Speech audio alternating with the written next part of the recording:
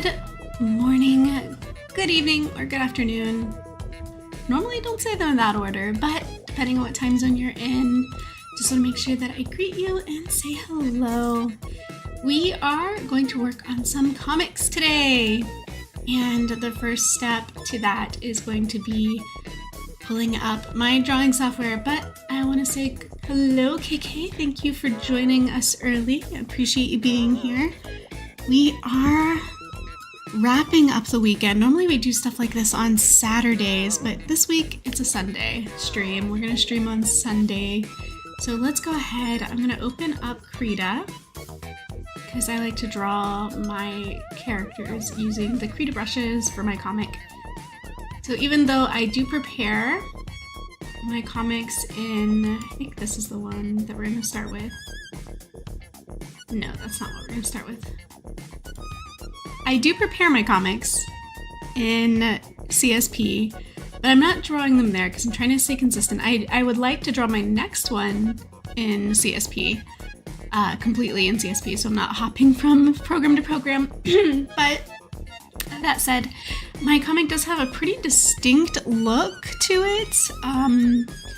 For those of you, wow, my throat is so raspy this morning. I probably should have warmed it up or something, done some vocal exercises, or who knows.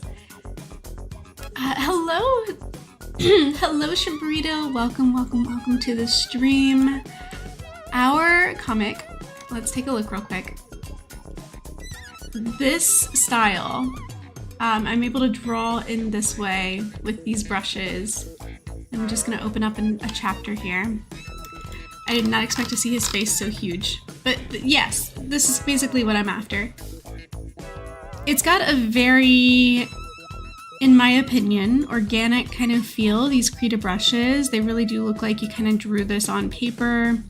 The pens are just way more textured, and I really like that, and I like being able to draw them in this way and have this very loose style where it doesn't have to be perfect, and that allows me to move quicker through all of the panels that I have to draw per chapter. And that is why I've just kind of that's why I first initially started in Krita, knowing that I was going to be able to use those brushes and move more quickly and be less of a perfectionist. But it's also why I'm sticking with Krita, because I would like to have that consistency with my comic. I don't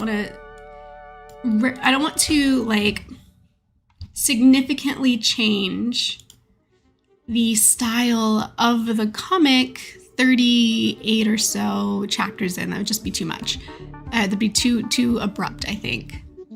So that said, let's go ahead and open up the working file. I'm going through my folders right now. My mouse is so loud, I'm sure you guys could hear it scrolling earlier. And we're gonna just click on some folders and we're gonna go deeper into, it's so organized. I'm so proud of me for keeping this organized. And let's start with this. There's 4 sheets. I call these sheets. I thumbnail out my paneling. First I write the chapter, and if you guys watched my Webtoon video that I have on my page on how I do my video my Webtoon start to finish, you'll see that I do all my thumbnailing on paper. So then I import the pictures into my computer after I'm done thumbnailing, and I just sort of set them up inside the paneling like this. It's super rough. I don't get really detailed with my thumbnails, but I do use them as sort of bases or placeholders or rough sketches for my comic sometimes. Some other times I will just go for it, right? Just dive in head first. But I have 4 pages of panels to get through for this chapter, so I thought anything I can do to expedite this, I'm going to do it, and that's why I am going to start with the thumbnails as my base, just to avoid having to redo that step. Hello, Tanilla, welcome, and KK, I just woke up to watch this. Oh, I appreciate that. That's so nice of you. Well, I hope I am able to make it interesting.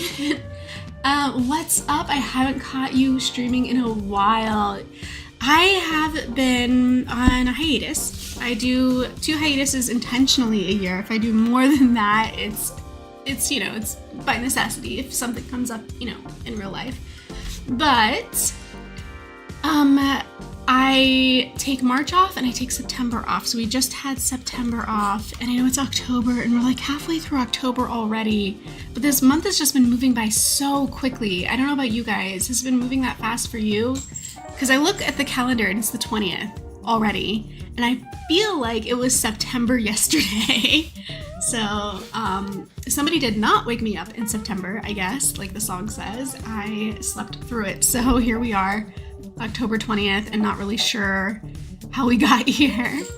I'm going to turn the opacity down on these thumbnails and we're going to get started drawing. But I would love to hear what you guys are working on. How is your autumn going? Are you doing anything for the fall season, art-wise or otherwise?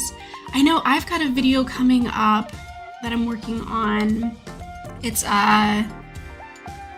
what did I call it? A Spooktober drawing video. I'm not sure. Let me see. I've got the thumbnail. I'll show you. I'll preview it. How's that sound?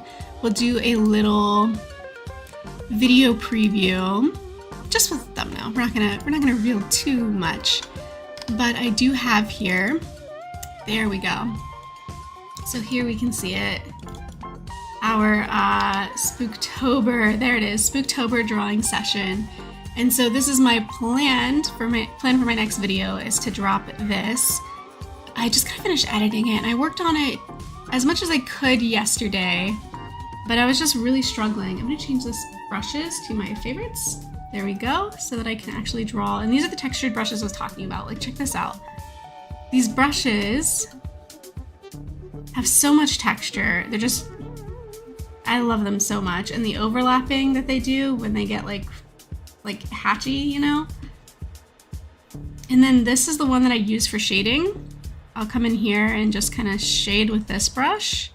And it's already at like half opacity or something. So then when you color under it, it's just really nice. And you can get like sort of this like hatchy kind of, I don't know. It's just, I love these brushes, you guys. Krita is bae.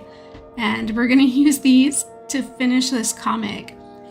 We are so deep into this comic, by the way. I don't know how many of you are reading it.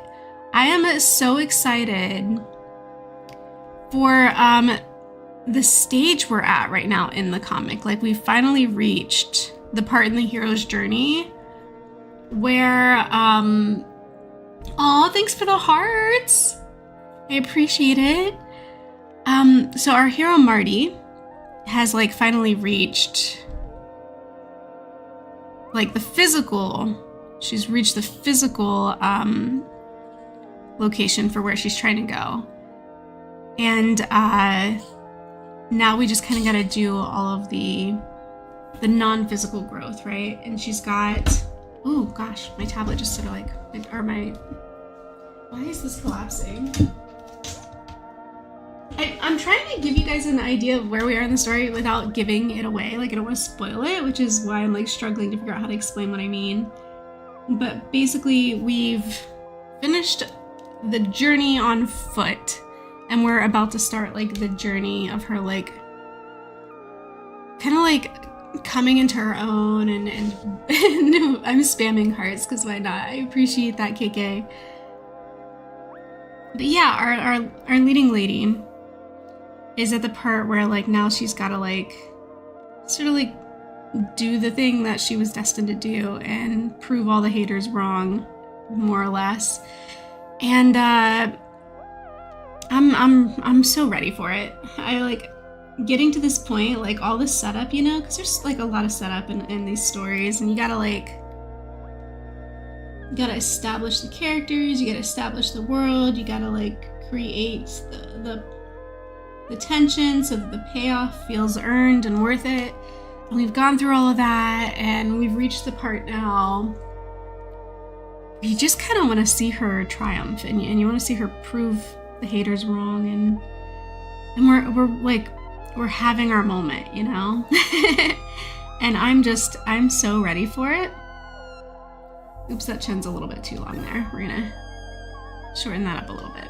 He does have quite the chin on him, this guy, but it's not quite that crazy. So we're gonna dial it in for a second.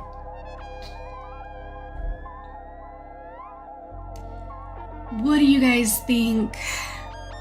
Have you read the story? Are you ready for some action for Marty to start slaying dragons, of course, not not like literally, not in a metaphoric sense, but like in a literal sense, because this is a fantasy adventure that takes place in a fantasy kingdom.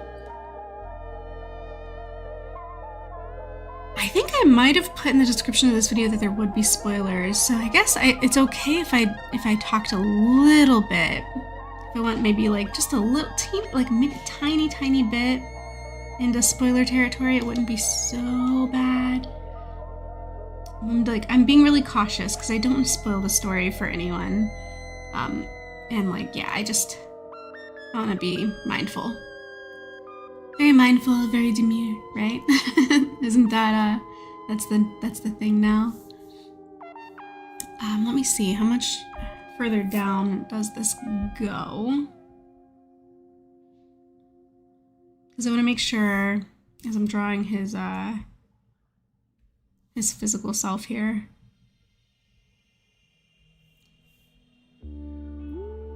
that I'm bringing the body appropriately, making everything the right size as I fill the panel. So here we go. So he's got the breastplate, and then the fun thing about his armor, I personally think, is I actually use halftones to create the oh man, am I gonna struggle to remember what it's called now? Chainmail. No, I know, I got this, I know what it's called. It's chainmail. Alright, so like this is how I do my chainmail. I think that because this is a bigger picture, we can use the bigger dots. So we'll do this. KK says the chat is so quiet today. It really is. It's an early morning though. I like to start early in the morning because it, and we can make the screen larger too, since we're not seeing too much action in the chat box. Why don't we just go full screen? And what was I gonna say? Oh, it's early. It's so early. It's like, sometimes, actually I think that is full screen already, so there we go. That's fine. Sometimes, it's harder to capture a fuller audience this early in the morning. I know at least for West Coast time, it's super duper early. It's also Sunday, and I know Sunday for a lot of people is a day of worship, so they're at church. So we don't maybe get as many folks hanging out in the chat that we might on a Saturday. I do like doing these on Saturdays. I might like make the next one a Saturday again, just to revisit our originally scheduled programming, if you will, and recapture that audience that had found and subscribed and hung out with us previously in a past life. But no, I kind of expect it to be quiet on a Sunday morning, but I appreciate for the folks that are here, you guys being here. It's super nice to have company while I work. I also, does anybody else do this?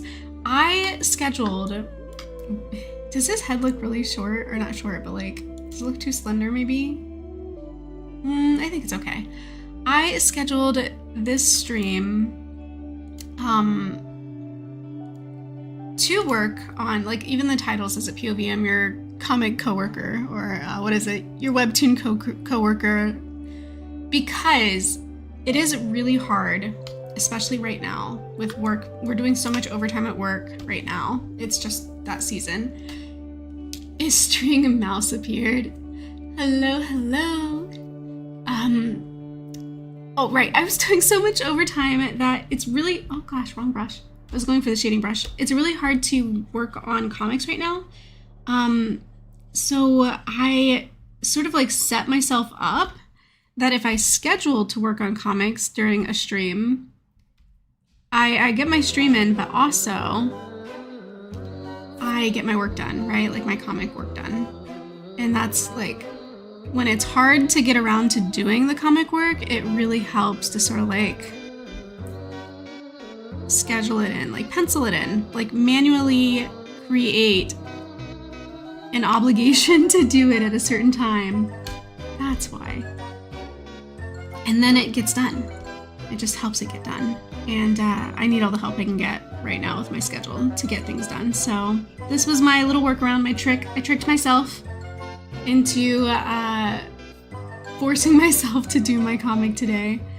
And I appreciate you guys giving me company, because sometimes it just is hard to like work on something by yourself and to feel kind of like, I don't know, a little isolated maybe. Art can sometimes be a very like isolated, very lonely activity, and so it helps sometimes to just have people to keep you company while you do your work.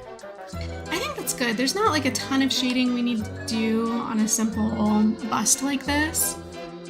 So we're ready for the next one, just like that. I mean, what was that, maybe 10 minutes? And we have the panel done, sans color, you know? And that's why I really like using this software. Because I don't need like super straight lines, I don't need super clean lines with it when I'm using this these brushes in this program, which is like a really good tip if you're trying to speed up your process. Use a style that's either really simplified and really easy for you, like if you like doing, say, really,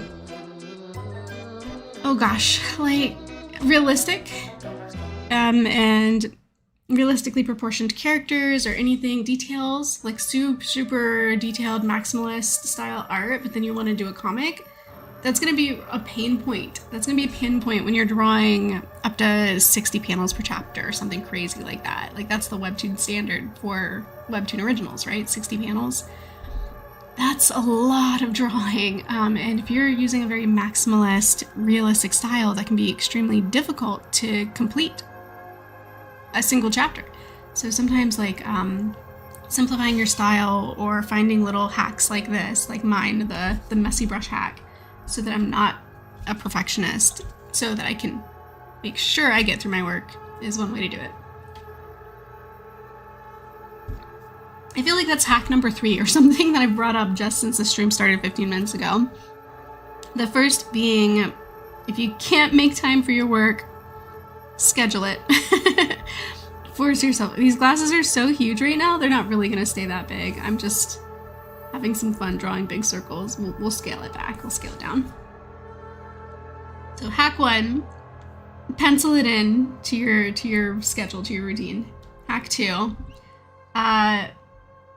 simplify your art style. Hack 3, if it helps, use materials that make your work go faster, such as a specific type of brush like I'm doing that also, you know, plays into style because it's now a simplified style. All right, so with this, Dottie's hair is actually down right now in this part of the comic.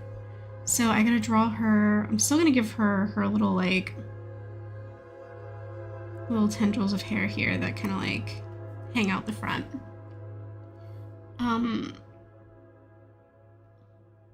She does not have a massive chin, that was wrong. Is the music still playing? Because I feel like it's not. I think it just stopped. Did it? Dinosaurs, KK. KK, no, I gotta go. I'll be back later if you're still live. See you and have a good one. Oh, okay. Sorry I didn't see that sooner. You might already be gone. But, noted, and I'll see you when you get back. Let's see. Oh, I would like to listen to... This one's a pretty, like, Halloween-y song. I don't know if you guys noticed. You probably did. The music is very thematic for the season. I really just kind of felt like you know, hamming it up a little bit with the music and getting in the mood and the swing of things. And so I got this like creepy music playing in the background, which I don't hate it. I think it's pretty cool.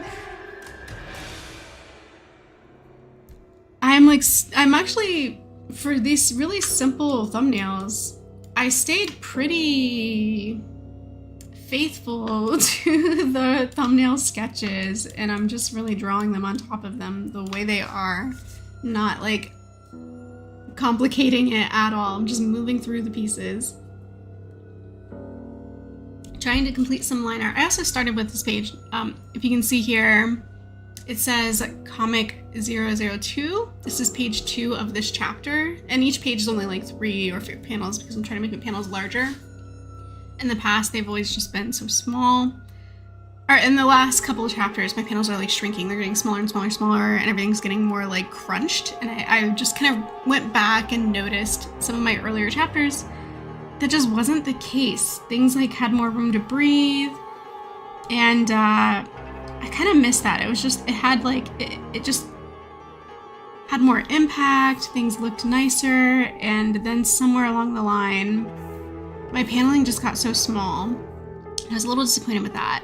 So I decided I would try and make my panels bigger, but that means more sheets of, you know, these sheets, kind of like if I zoom out, how this one just has 3 panels on it. I'm hoping this makes it just more enjoyable to read once they're all kind of like strung together. Nancy, hey! Haven't seen you in a minute. Welcome to stream. I'm so glad you were able to make it. You love the you love the spooky music. I appreciate that. I think it's a lot of fun. It's like, I don't know, it's just like, you know, like if you wanted to get in the mood, we're here for it, you know? I think it's kind of fun. So I'm gonna bring her shirt in kind of like this because that's the way it's designed. Did she have, yeah, she had a V-neck. So hers will be like this. Like trying to remember her dress design. That's how long it's been since I've drawn a chapter of my own comic. I'm like, what was she wearing? Did it go like this? What does her costume look like? Not costume. You know, I do think though, I kind of drew that too close. There's not really much of a trap muscle there going into the shoulder compared to the other side. So we're gonna bump that over. Just lasso tool and bump it. And get that out of the way. Like that. And then also I think this needs to be a little wider. And then we'll have the big poofy sleeves that I love so much coming out the side of that, of the vest area of the dress. What are we drawing, says Nancy? We are drawing the next chapter of Venerable, of my webcomic. So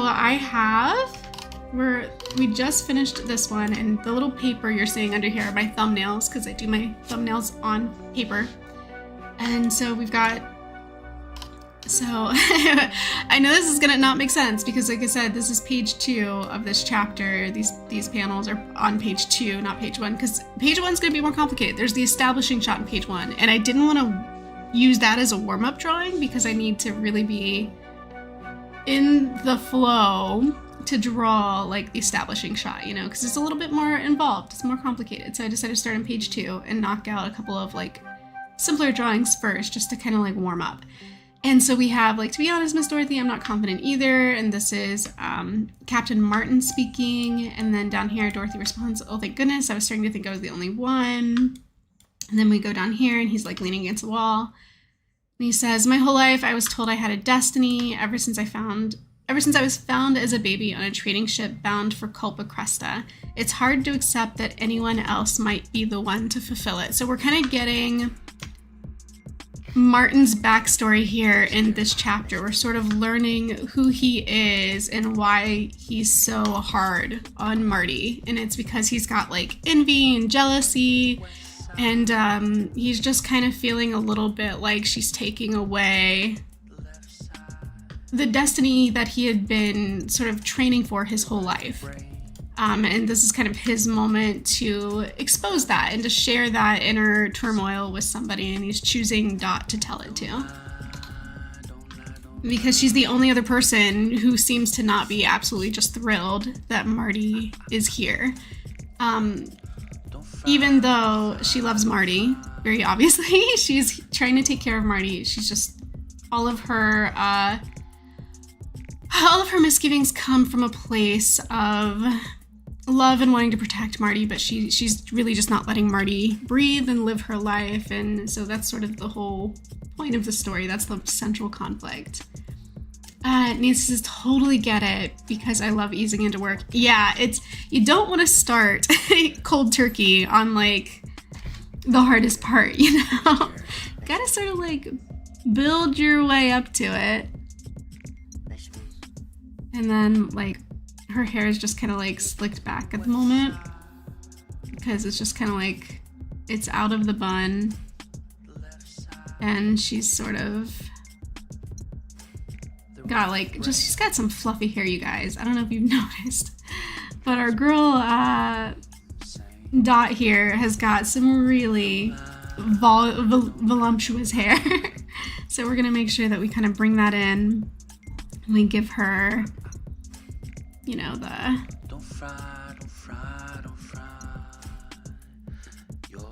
ever-loving curls that she very much has. Alright, and so here we gotta like cut it off because that's where the sleeves go. Now that I've basically got what I needed from the thumbnail layer, I'm gonna go ahead and hide that again so we can see what we're working with in the actual line art here. And I think it's okay. I'm gonna collapse these layers. I'm gonna combine them of what I've drawn so far. And then we're gonna like add, and like you can see totally from this, I think it's like, this is a really good panel for kind of explaining what we were talking about earlier, where it's just a really messy line art style. I'm just not trying to be too precious with where I am with where I'm like dropping my line art. I'm being very loose with it. I'm not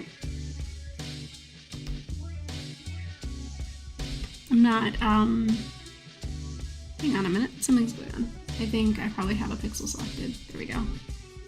There we go. And oh gosh, not there. Just trying to like let it flow and save myself as much time as possible by going with the flow instead of being too controlling of the situation here with this drawing. I hope that makes sense and you guys can kind of see what I'm talking about.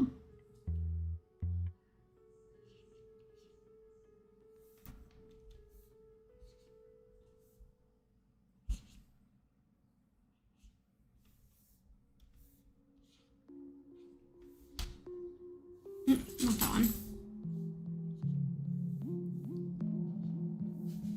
There we go. And then I'm just going to combine this knot right there. And now she needs some pupils, and I think we're good. So I'm just kind of going to have her sort of looking up. Yeah, I think that works. And then shading. So shading's sort of my last part. I do my shading, I know this isn't for everybody. I do my shading with my line art stage. Like I shade before I color. And the reason why is because I just shade with black. I know that like there are better ways to shade than to just shade with black. But again, because this is a comic and I'm trying to streamline my process and I'm trying to make sure that I'm saving as much time as I can so that I can, you know, continue to make this without getting burnt out. Sometimes you use simpler techniques, and this is one of those simpler techniques. So yeah, I shade with the black of the drawing, and I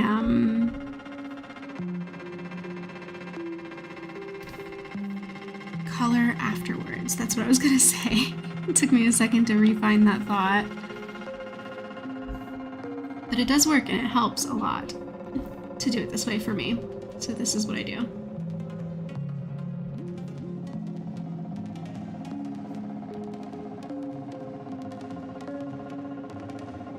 And you see how that nicely feathered out like that without me really trying to do anything like super specific? That's like what this type of brushing does. Having this brush that's kind of like just the style of brushes in Creative. This is exactly what I love about it. It gives me like her pupils like that did it automatically because of the cut of the brush. Like it's this very triangular, it makes this very feathered look like that. And what a time saver, you know? Like it just kind of like makes my life so much easier when I can use these brushes to my advantage like that. So just like that. And I'll give her like a little nose shadow, a little under the lip shadow, and she needs eyebrows. Oh my goodness, how did I not notice this before? Our girl does not have any eyebrows. We'll give her some eyebrows. There we go. Yeah, and another one done. And another one done, and another one done, and another panel is done. Moving right along because another panel is done. Bum, bum, bum. So yeah, we've got Dot, we've got Martin, and then we're gonna go down here and we're gonna draw Martin again. This time with a background, he's gonna be leaning against the wall here. And we're gonna have like this door that's partially open. Hello, some random guy. Welcome, welcome, welcome to the stream and welcome to the chat. Good to see you. Yay, the old girl lives. I know. Hopefully the old art PC works after a reboot. I'm glad your PC is up and running. I understood. The old girl also lives and works in the context of this comic, considering the main character is an elderly woman and she is just, you know, lady bossing it up in the best way possible. So let's go ahead and try to make something out of this panel that actually looks right, despite the fact that is a lot more complicated than just a regular bust. This guy just standing there minding his own business. I think I'll start with a nose, because sometimes it's just easier. Once you establish that, it's kind of easier sometimes to find the rest of the face.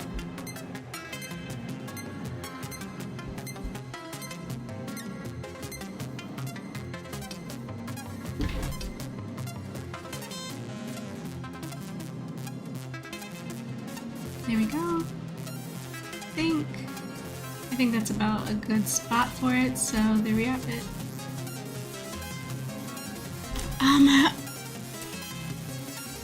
Some guy says, I need to animate. Hair physics are hard. Yikes, that does sound hard. I named a character while I was drawing in the hospital. Oh, I'm sorry to hear that you were in the hospital. I hope everything's okay. What did you name it? What did you name the character while you were there? What'd you come up with? So we're gonna, again, he's got this like helmet on. So we're gonna just sort of have the bangs peeking out here like that.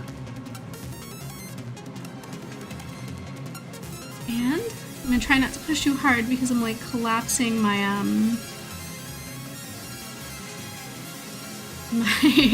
tablet when I do that. When I push too hard, it's like the stand I have it on just keeps trying to collapse on itself. Okay. That's a little bit too kind of House of Cards-y. There we go. Maybe that'll work a little better. Maybe we don't put the little notch there yet. We'll keep trying. We'll keep trying. You named the character. Oh, I read that part already. We're waiting to hear what the name was. So this angle is really weird too, by the way. You can tell here that I like warped it even after pulling the thumbnail in because I was trying to find like a more satisfying angle and I wanted this to be like a low angle looking up, so I tilted it back. I'm really hoping, fingers crossed, that this works out for me. I'm not sure quite how it's gonna look when it's all said and done, but we're gonna find out together.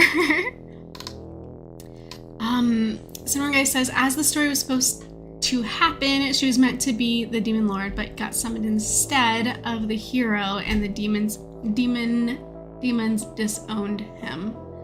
Stuff happened. Gotcha. Okay. So let's... And this guy's armor, he does not have a V-neck, and he does not have a square neck. He has a round neck on him, on his outfit.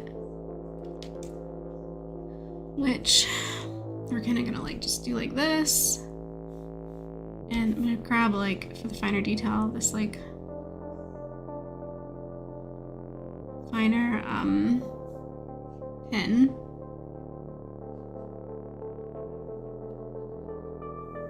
Like that for the neck piece.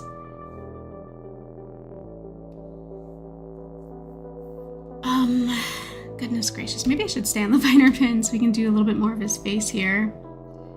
I think I would kind of like him to be sort of like looking off, you know? Like he's like telling her his story. If I remember correctly, this guy's actually supposed to have really big eyebrows. I don't think I did that in the top panel. We'll come back and look at it. But yeah, his eyebrows are supposed to be kind of caterpillar-ish. Let's take a look at what he has up here. Yeah, that's weak sauce. His eyebrows are supposed to be so thick. We gotta fix this. Okay. We need to give our boy the eyebrows he deserves. Those thick caterpillar eyebrows that he deserves. There we go. That's a little bit more on character, on brand. There we go. And then we'll just kind of like make our way back down here. That doesn't look so bad so far. Someone guys says, for some reason, whenever I create a female character, she usually ends up being sadistic. Sakura isn't though. It's a different personality. It's nice to branch out. Even if you have like your standard character type or archetype, every once in a while it's super fun to break the mold. Might be like, yeah, like it's a good time. I'm happy for you that you are having that sort of a breakthrough with your character. Now let's see. We've got hands here. The thing about Martin is, too, this is a gloved fella. So 1, 2, 3, 4, 5 for the thumb. We've got to kind of like create these like creases where the gloves bend like that. So, and then the arm here. Let's see, the elbow is going to kind of like bend like this. And he's wearing these sort of, so the thing about his wardrobe, right?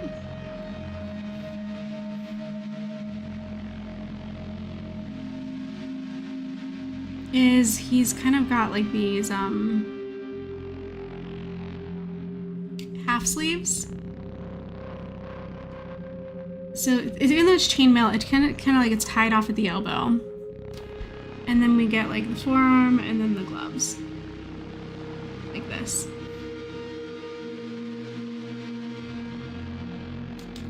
But again,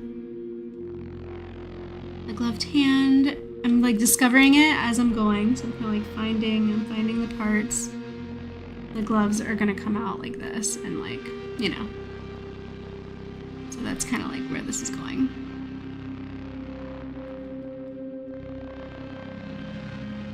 You feel me? You feel me? It's sort of there. It's a good start. We might have to. This is also a difficult pose because it's the crossed arm thing, right? Like, we all know that that's a difficult pose, right? It's hard to get that correct. It's hard to make it look natural. Also this hand, because, see, it's already not natural.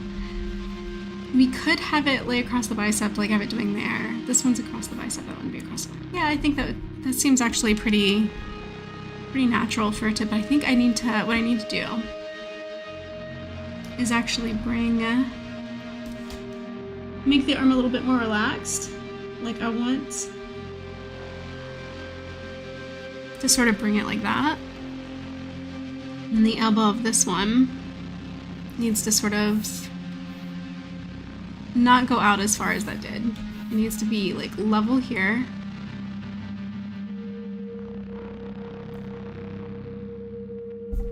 And then we need to sort of foreshorten it up here. Because the body on this side is not gonna... We're not gonna see as much of it. It's kind of like hidden because his body is turned, you know? And hopefully it all looks right in the end. That's what I'm hoping. Fingers crossed. Yeah. Even when I'm trying to be nice to myself and draw simple things, I still find a way to make it difficult. Anybody else have that problem? You think you're doing something easy until you actually have to do it, and you're like, you know, maybe this wasn't my best choice. Like, maybe there was like a better way that didn't involve drawing, pretzeling the arms like this. Act natural. Oh no. My guy. This poor guy. Over here trying to act natural. But maybe just not having the best time of it. When the truth is really it's me, it's the artist. I'm not sure how to make it look natural, but we'll keep working on it. We'll experiment until we get it right. Okay, so again, about this this side and his like, it's like tied off. So we're gonna add the little ties here.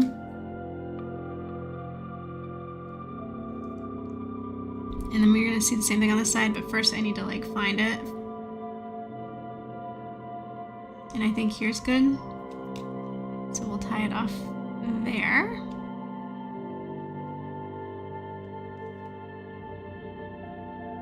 And then this can kind of like go around like that. And it'll all be a lot easier to determine like where the sleeve starts and stops when we add the dots. So we can see the two different materials here. But what I do need to do is sort of like bring the armor. And I actually need to see my reference for the armor. Fun fact about my Webtoon characters, and you can do this too with your own characters if you so wish, is I have all of their reference sheets up on ArtBite, which makes my life 1,000 times easier when I can just come in here now. I have them neatly sorted. All the references are here. So for Martin, I can click on Martin and come look at this and sort of like see. And it's good to have a reference handy because this is rounded off at the waist. It's not like, there's no other part. It's just the breastplate. And then we have sort of like the long tunic style chainmail. So tunic style chainmail, just the breastplate ending at the waist. And then his funky helmet. The gloves are here. See, gloves.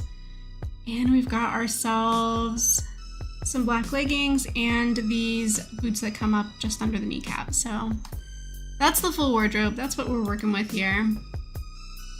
We're gonna make that work for us. And while we do that, some random guy left us a couple more comments. And I need to like, oh gosh, maybe it's the wrong layer. Nope. Maybe this is the right layer. There we go. It's not gonna curve like that because it's metal. I'm gonna read what you said. Unibrows are better. Personal bias, says some random guy. You can create them in any other way, but it's great for the humor if they don't care about others, kind of a not my problem sort of thing, thus justifying all kinds of hijinks like shaving the head of her enemies. Oh, I see, you're being specific with like characters you've made that have unibrows. You drew an image of your 8-inch Samsung tablet, thinking the line art was fire, then when you finally got home you noticed so many details that were wrong. Yeah, sometimes taking a step back really can, like, help us to find the flaws in our own work that we otherwise wouldn't see if we just, like, pushed through in one sitting. So sometimes a break is good. Sometimes a break can actually improve your art. Like, do some work on it, take a break before you finalize, particularly before you color. You know, I think that's a good time to take a break, like when you get your line art done. Don't immediately color because it becomes way harder to correct mistakes once there's color on the drawing. So yeah, take a break during line art. I just noticed too, like, as good as I like the shape of the hand, it's not even touching the arm.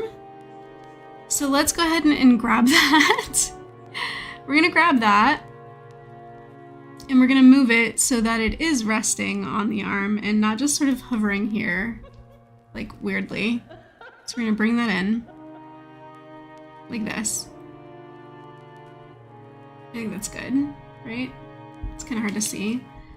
And then erase the part of the forearm that went under the glove there. At least now it's not just weirdly hovering. Like, why? Why is he holding his hand like that? But problem solved. Okay, so now back to this tunic. Ah! Not like that. Not like this. So maybe... The tunic is gonna have to come out to go, like, around the way he's standing with his legs. So we're gonna have to, like, get... like that. There's gonna be like a little bit of a curvature because we're following the shape of the legs, the way that he is, like, leaning on this wall. There we go. I do just kind of want to bring this side down a little bit more because I feel like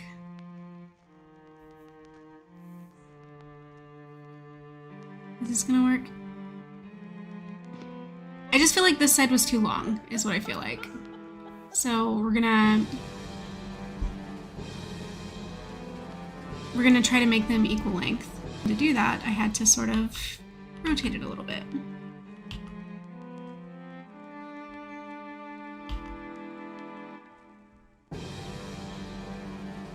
Okay, that's close enough, I think. So we can keep moving on. It's these little things sometimes. Invaluable in the hospital. You're talking about the tablet that you took with you. Were you there a long time? I don't want to pry, so I don't want, like, don't feel like you have to tell us anything you don't want to tell us. But if you were there a long time, yeah, I could see, like, having a tablet being super useful to help sort of with, like, just keeping things from getting kind of boring, maybe. Staying entertained, killing the hours, killing time if you're waiting for a while.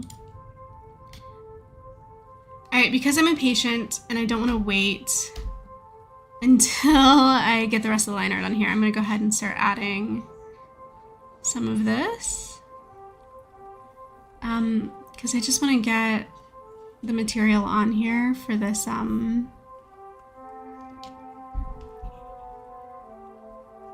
chainmail. That's what it is. Just for the chainmail, just kind of like bringing in these halftones to sort of create some separation between that clothing item, that layer of clothing, and the rest of it. Just makes it just a little bit easier to read the character, the pose, the clothing, everything. Helps so much. So I'm just gonna clean this up and erase where it went out of the lines. And then we'll keep on moving. because we are being productive today. This is a working stream. We are getting these webtoons made. We're doing our best that we can do. And yeah, them's our goals, right? Like that's the goal for today. All right, so let's keep it moving. He still doesn't have a mouth. He is speaking, right? Like he's got these 2 lines here. So maybe we should just come in here and add just a little bit. I don't know.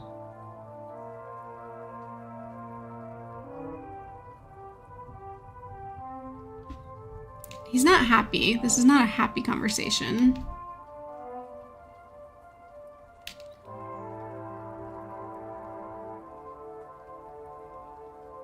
Something like that might do a little bit better.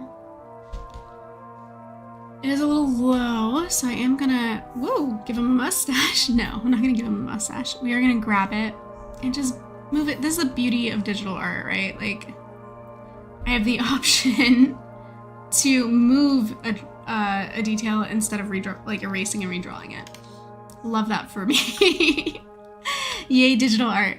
All right, before I start on putting in the pants, I'm actually gonna do the boots since they like come up to like just below the knee, and that way I can connect the pant under the boot and under the tunic together after we have the 2 top layers. Does that make sense? Instead of drawing what goes under them. Samurai Guy says, looks like a kilt with that texture. It sort of does, yeah. But yeah, like you guys saw the reference, you know, like once it's colored, it's a little bit more, you kind of like, with a little bit more, like the color adds that last piece of context that you need to sort of like see what's going on here with this outfit, I think. So that helps. It helps. I think I'm gonna switch this song. I'm not sure. How are you guys feeling about like the dreary and moody music? Is it too much? Do we need to like switch back to our usual soundtrack, or like upbeat stuff? What do you guys think?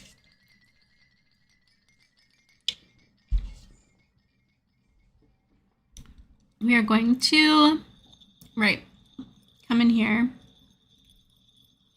And actually, I'm gonna switch pens real quick. I'm going back to like slightly thicker one.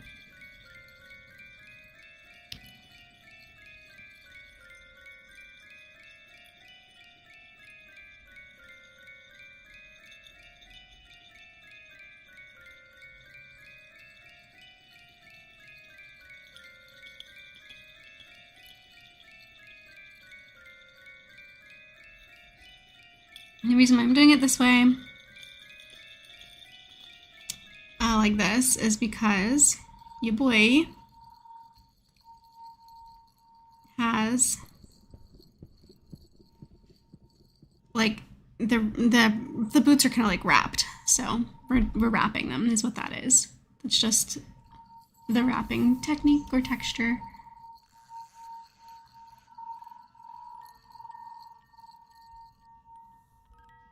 All right, so now is a good time to come in here and add this leg.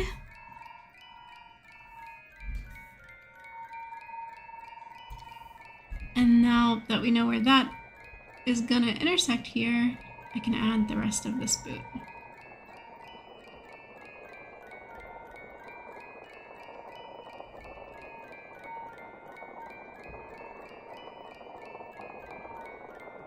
Like that. I don't know if it looks flat enough against the wall, maybe not. Maybe I need to rotate it a little bit. Let's see if rotating it makes it look a little bit.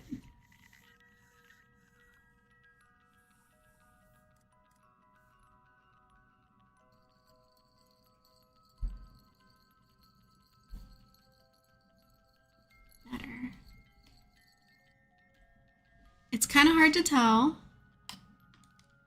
These legs look so super long. It looks kind of ridiculous, but I think as long as I just keep going and I make sure that like we get the same slant, like the same like angle on this door, like it's not just like straight up and down and across, like it looks like it's like kind of getting the elongated lens effect, we should be okay, I think. This might be a little bit above my pay grade as far as like skill level goes, but you never know. You gotta try some things sometimes and find out, you know?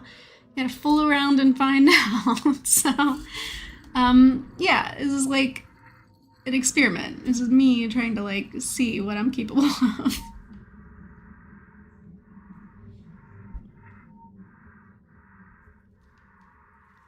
So, yeah. I think that does it for our guy, and now I just gotta kind of like build this background around him, which I normally don't recommend. Normally I'm all about like, you know, draw your background first so that you're not like warping it around your character weirdly, but this is a super simple, like we just need a line to separate the wall and the ground, and then a little baseboard line, and then like the door frame line, and it shouldn't, knock on wood, shouldn't be complicated. I'm sure I will find a way, like this weird angle that I decided to do for who knows what reason. I will find a way to make it hard on myself for no reason. Let me see if I can make it easier on myself by actually adding like line art. That's too low. His leg should be like forward. This forward facing leg should be forward. It's crooked.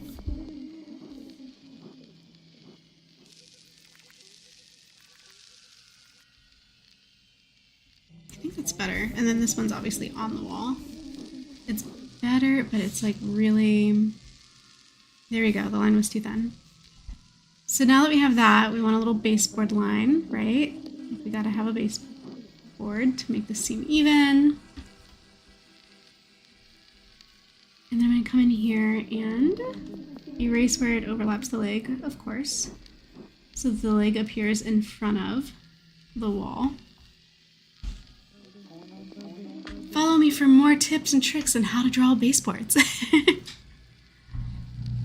And then we're gonna probably shoot myself in the foot here when I try to do this door. Ah! Zoom out, zoom out, zoom out. Actually, it was pretty good up until here, so we'll keep that part.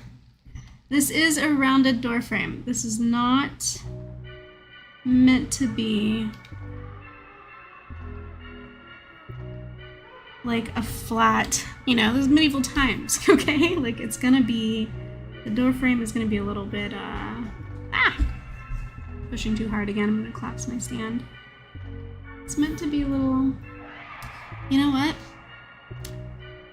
We have digital, we should just use that to our advantage here. We already have this line drawn. We can draw it equally like that, like back, yes. Okay, surviving this weird challenge, one little step at a time. All right, so that's good. We've created a door frame that needs to like complete up here or something behind the text. All right, now that I have that, I'm gonna hide this thumbnail because there's nothing else really there for me, and I'm gonna try to figure out how. Yeah, it looks really weird. That doesn't look right. How do I fix this? Ooh, do I? Let's see.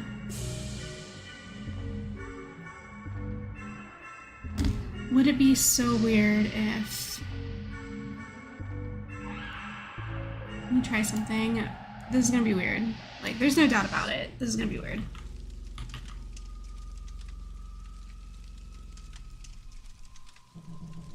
Oh, okay, hang on.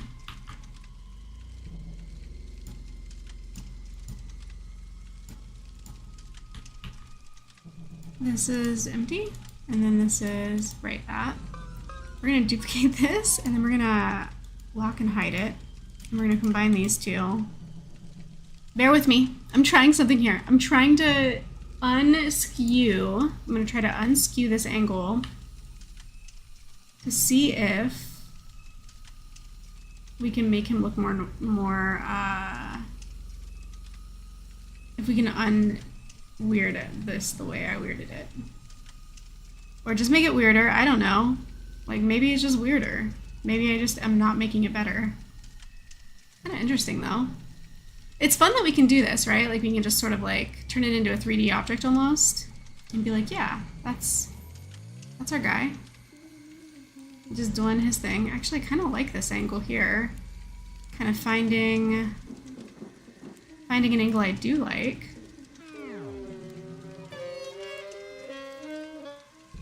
And then maybe we can rotate this.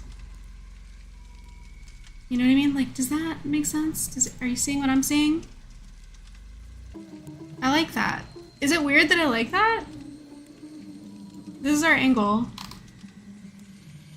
The drawing itself got a little bit, like, hairy, you know what I mean? Like, from skewering it, and I need to finish drawing out this foot now. But I do like this angle a lot better than what it was, and it's not even that different. Look, I put the original back, and he's kind of in the same place. The difference is the wall that I created, this weird little wall and door frame, is not in the same place. That's the difference. That's what really changed. So I kind of like, I kept him almost in the same spot, but fixed the angle of the room, which I think is interesting how that worked out. Artist logic, that's perfect. Throws a bucket of white paint on the canvas. Sometimes if only it could be that simple. Given how insane I am, I'd just give him a kilt because of reasons. But then again, I never planned. The art just makes itself. And then somebody said, I like the idea that if I suddenly decide upon a new design choice, I can change it then and there. Oh, hence the bucket of white paint idea. I hear that. I struggle with, yeah, I don't know. I don't think that I'm that carefree. I don't think I could just throw away. Because time is, it's like, I don't know, I think my life is just kind of crammed, right? Like my schedule, my timing, my life is so crammed for trying to like, to just be able to do a little bit of everything all the time. And when I can't, when that's just not an option, it's hard to throw away what I did spend my time on. So like, it's hard if I invested time in something to suddenly go, yeah, just erase that, just delete that. It's like, it's such a big, scary thing to me to be able to like, I need a hinge. I need hinges on this door. What just happened? There we go.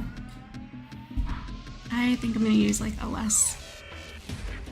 What was I saying? I don't know, it's just, yeah, it's hard to devote time to something that you didn't get to spend anywhere else, and then to be able to part with that labor and be like, well, it didn't work out, so moving on, and then not feel like you owe yourself to do something with what you made with that time. In my opinion, I find that that's hard for me. I hope these look like hinges because that's kind of like the idea. That's what I want them to be. I want this to be like door hinges so that we can tell this is a door that is opening inwards. Like here. On this wall. Do doors have 3 hinges? I think they sometimes do. Would it be too weird to put 3? Like, hit this one right in the middle. Let's take a look. What do you think? What do you think? 3 door hinges? Is 3 too many? Oh, I didn't mean to do that.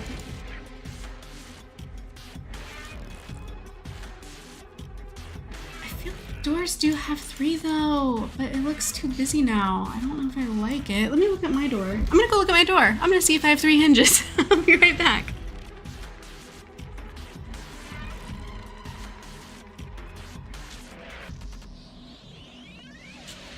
Okay. My door to my room right now does not have 3 hinges. It just has 2. So I'm just gonna do 2, and I think it looks way better with 2 anyway. It just looks cleaner. It's not like busy and then you're like, what is that? Yeah, that's what I'm gonna do with that. Oh, and I forgot I gotta finish his shoe. So we're actually really close to, I just gotta finish his shoe and then I got a shade. I think I used this brush.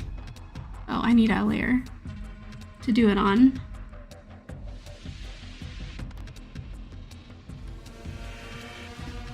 Just like that, boom. Shoe is done. And I added a little extra to that one. And we need shading. How long have we been streaming? Let's take a look. Okay, so like 1 hour. What does 1 hour get us? 1 hour got us 3 panels. So 3 panels for 1 hour, and I have, I think 13 panels total. Let me look at my notes. Yeah, 13 panels total to do. So 3, I have 10 left. If it takes an hour-ish to do 3, then what does that give me? Who's a math buff? Okay. I usually do 4, and then I fill it to the 10 line.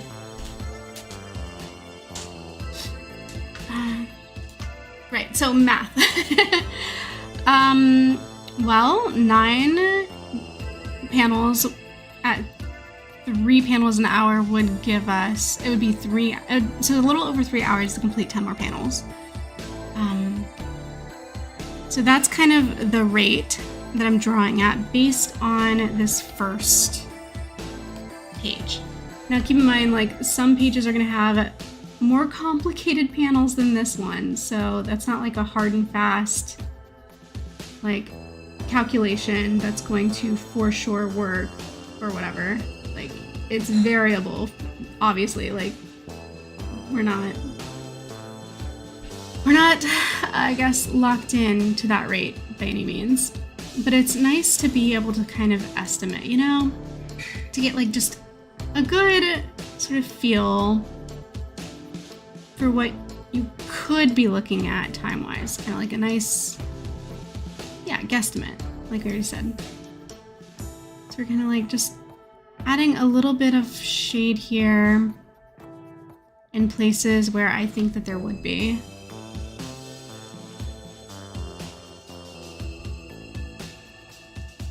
Which includes like places that would be shaded by his arms here on the armor. Add like a little bit here in the creases of the tunic, and definitely here where the leg goes under the tunic. And we can kind of like shade the boot here at the knee,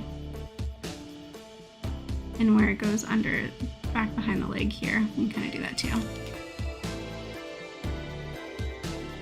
I'm gonna scroll down a little, and we can kind of like get here where the pants kind of tuck into the boots, and then the creases of, like how we mentioned before, the boots kind of have these folds.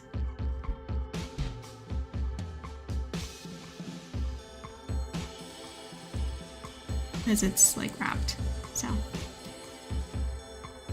the next thing would be under this door, leading in, and I think that would do it, except I will say we should be seeing the top of the door frame here, like that. If we want to make it more interesting, I could try to like put like a little maybe sconce on the wall here, or just something else to fill this space. I'm just gonna make sure whatever I do, it's gotta be consistent because it's a comic. So every time I draw them in this setting, I need to remember any details that I created, which would include like if I put something on the wall here, whether it's a painting or a sconce. But if I add a sconce, then I feel like that's going to affect the lighting, which will affect the shading, which will change the way I just shaded, because I've just done kind of like a typical ambient shading where things are like overlapped or blocked, and sort of like a top-down default, lighting. So we're going to assume that the lighting's coming from above, maybe little chandeliers in the hall or something. If we stick anything on this wall, it would be like a portrait or something. I think I'll come back to that once I've done my establishing shot and add any details here if they're justified in adding. And I kind of feel like this was a little much, so I'm going to tidy that up a tiny bit. All right, that kind of does it for this page. I do not color everything right after I draw it. I draw the whole comic and then I color it. And if I'm not coloring it, then my colorist colors it. Bingo Ned, who's not here today, but they're in Discord and they've been such a huge help. Having somebody to collaborate with on this comic saves me time, massively saves me time, being able to send the finished line art to Bingo Ned for colors. So what I need to do right now is save this, right? This document. This is the created document, so it's got all the layers in it. Thumbnail layer, line art layer. We can name this one line art because that's the line art layer. We'll save again. And then background isn't actually background, that's paneling, set to multiply. So that's what that is. We're gonna file export now because I want to save these in here as a PNG, and we're gonna call this 002, not even comic 002. We're gonna call this the chapter number. It's 38.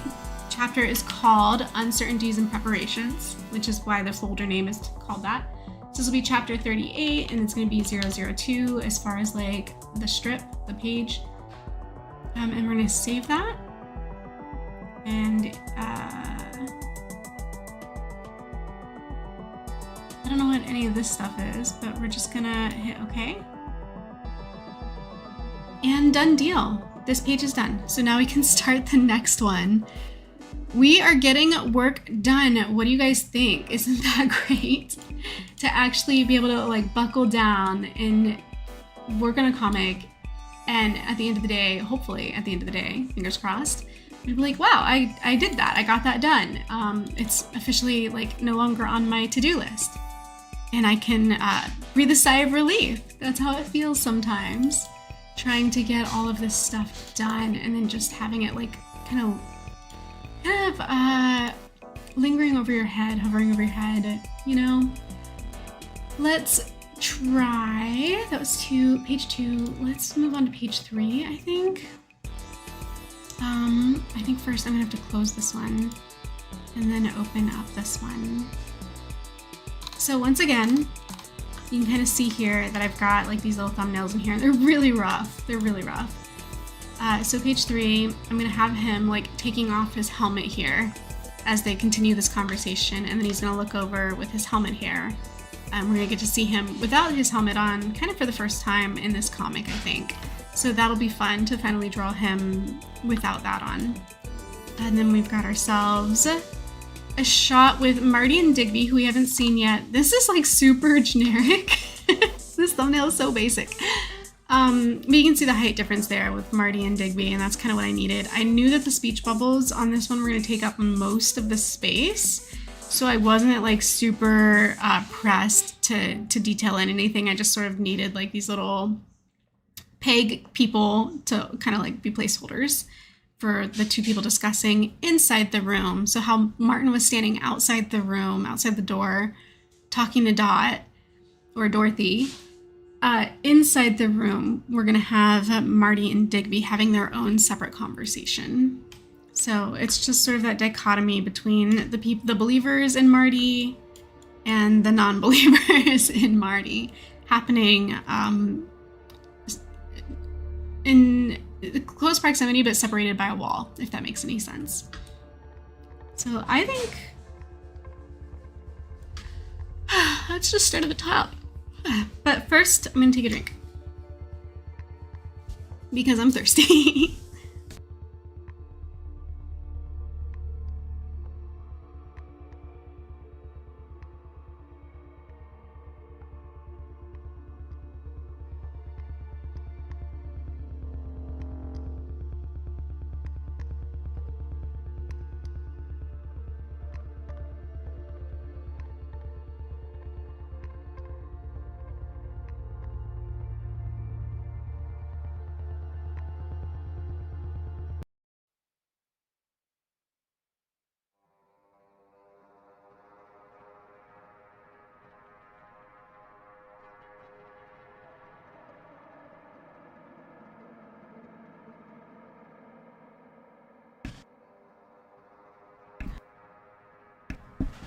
I don't know if I was muted or not. I was trying to mute myself while I like ate some candy because I didn't want to be chewing on the mic, but I can't tell now if it was properly muted or not. So I apologize if it wasn't. Random someone guys eating a cheeseless potato pizza. Lactose intolerant. Oh, that's a shame. If it makes me feel any better, I'm allergic to strawberries, and apparently everybody loves strawberries. They're like supposedly the best fruit, you know? So I'm sorry you can't eat cheese. I can't eat strawberries, so I hope you enjoy your strawberries. All right. I'm trying to decide how do I want to do this. We're gonna start with this brush. I think. Oh no, not that brush. This brush. And I think I'm gonna start with the ear. Because the ear and the nose, they're kind of like, and I talk about this in my How to Draw Faces videos, they kind of like occupy the same horizontal space on your face. Where the ear ends is where the nose ends, and where the ear begins is where the nose begins on your face, like horizontally across your face. So if I drew a line here to here, whoops, that, and like that. So his nose is a little big compared to his ear. But I wanted this character to have a big nose. In fact, like that's intentional. All my characters in this comic, I tried to give them different features. I didn't want like same face syndrome. So they all kind of have, you know, some pretty quirky, unique, different features that aren't the same. You know, I wanted, like, here, let's take a little detour, shall we? So I wanted him to have sort of like this gonzo style schnoz on his face. I wanted to give him a bit of a nose. So that's what he has going for him. And it's really fun to draw too, like features like this. Like you really get to, I don't exaggerate too much because I don't want it to become like I'm making fun of this character. I like him the way he is. I think he's a very handsome character.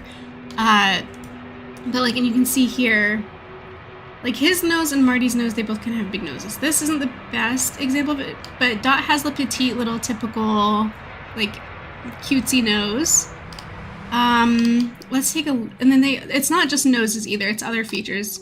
Digby's not smiling here. It's his face isn't open. His mouth isn't open, but when it is open, you can tell like his kind of feature that kind of stands out is that he's got gap teeth. So he's got this cute little gap in his teeth, and that really helps Digby to kind of stand out. He's got super curly hair. Our boy's just like really got that shag going on with the hair. And that's Digby. With Martin, like we were just saying, he has those caterpillar brows. He's got those eyebrows like a caterpillar.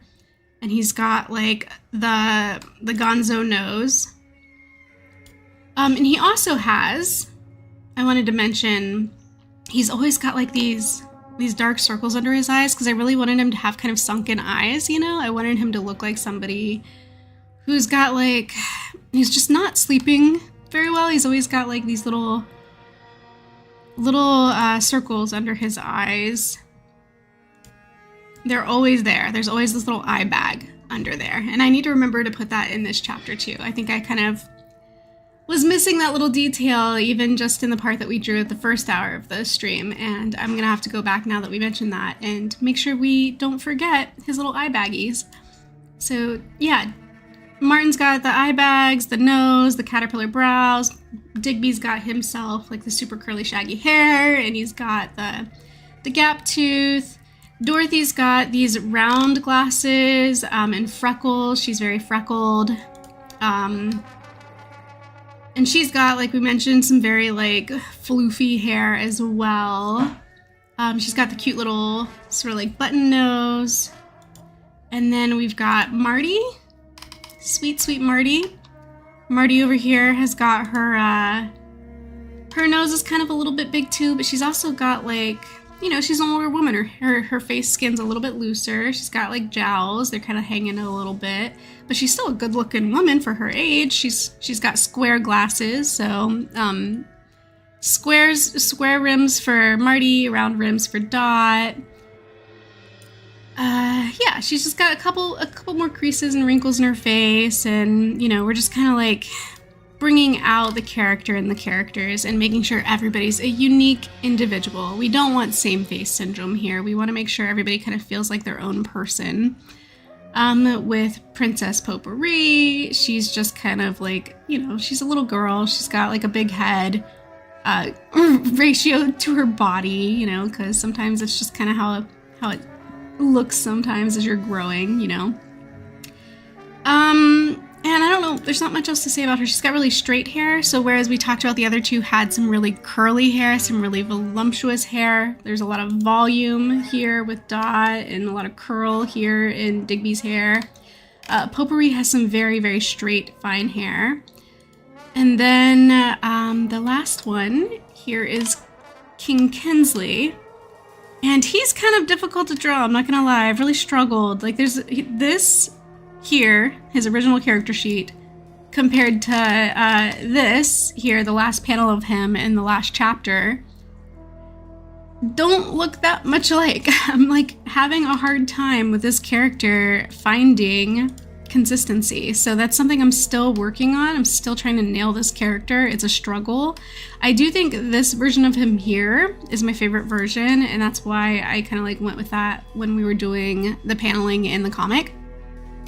But even with him, there's certain features on his face that you're not going to find on the other faces, and that's he's got the receding hairline here. You can kind of see how like his forehead looks so big, because I do think it kind of like it's a feature that helps his character feel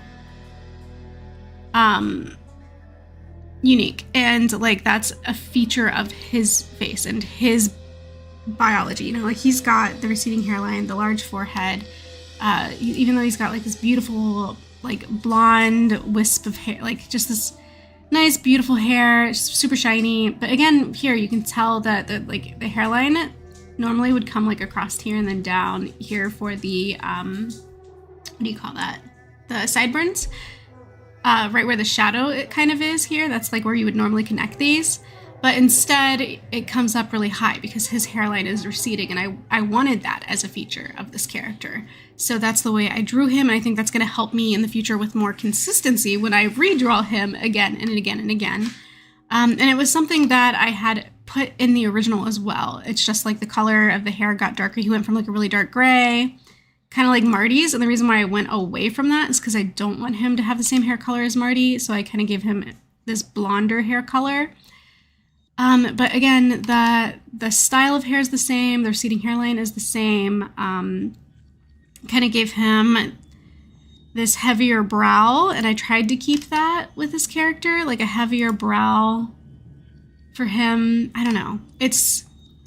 So each character is different. I'm trying to keep them, I'm trying to design them in a way that they each stand out without it being extreme. I don't want same face syndrome for them. I wanted each character to kind of like have its own features, its own uniqueness, to feel different because we are different as people. There's a lot of variety in people in real life. And yeah, I just didn't want everybody to be like a same face cutesy anime girl or something. I don't know. They're fun to draw, don't get me wrong. Dot's got like a cute little nose and a cute little face, but they just can't all be. I don't want them all to be the same. They could be, but I don't want them to be. Does that make sense? I just really wanted more for them. And another thing with him that I didn't point out even when we were looking at the sheets, with Martin, his character has a longer chin, and so I'm like, compared to the other characters, I'm always kind of like bringing his draw down to a much more extreme length. User says this is going well so far. Thank you, and welcome to the stream. It's good to see ya. Appreciate you joining us. And so I'm gonna bring this forehead up here, and then I'm gonna bring the eye down, and I'm also gonna have him sort of like looking down, like at his helmet in his hand. Yeah, but I appreciate you saying that. I do be trying. I do be. And we're gonna bring it in.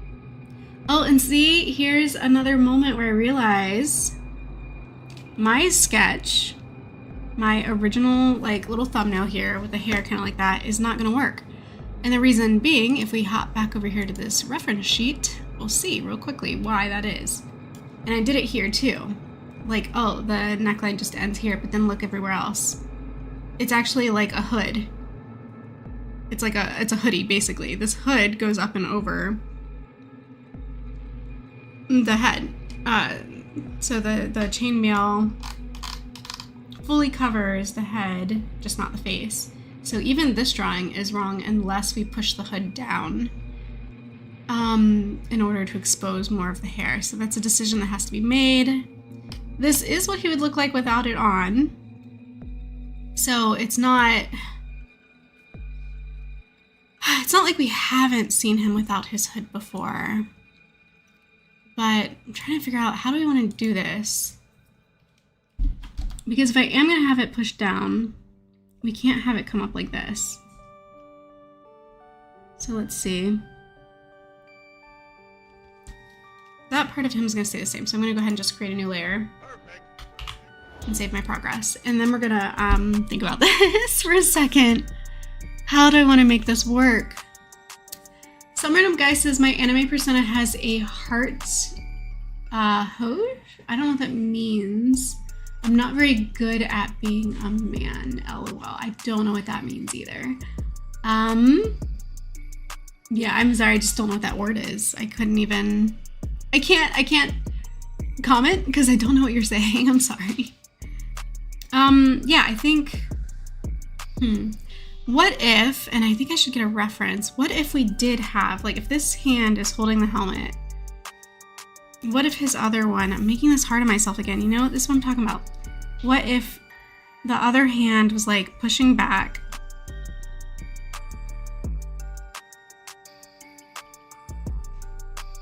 the hood, right? Like, what if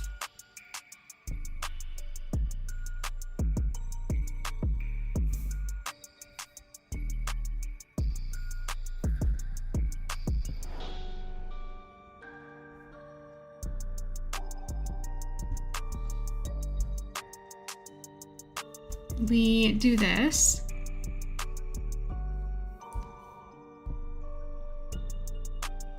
But like that can't like, I can't like come down like that. It's gotta, what kind of gravity is that? It's gotta like, he's gotta be pushing it back, I think. And then the shoulder armor has to come up like this. That's what I'm thinking. I'm not sure that it's gonna work, but we can try to make it work. What do you guys think? Some random guy says, and a hoj is like a hair antenna, and yes, it also needs physics. Oh, for your animation, I understand what you're saying now. Yeah, that sounds super complicated. I'm sitting here talking about overcomplicating a simple bust panel for a comic, and you're talking about a full-blown animation. Those are not the same. At 120 frames per second, why? Why would you do that to yourself? You don't even need it to be...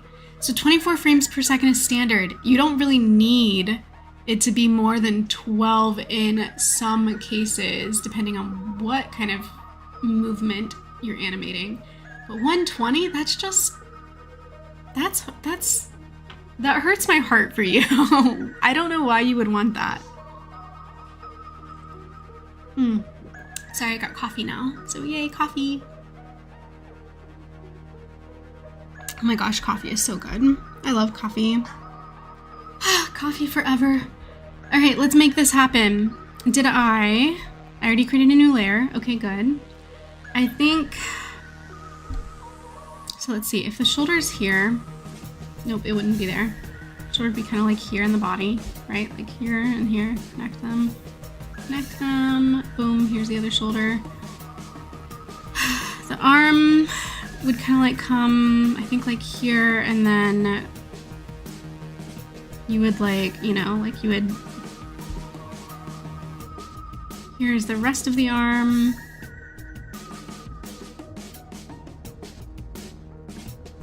Going like this, and then the hand would like push back the hood, and then of course because he's wearing gloves it would look kind of like this instead. So we're gonna discover this pose together. We're gonna kind of like work out what this anatomy should look like. So here's the hand pushing back the hood, okay? And then the forearm is gonna kind of go like this.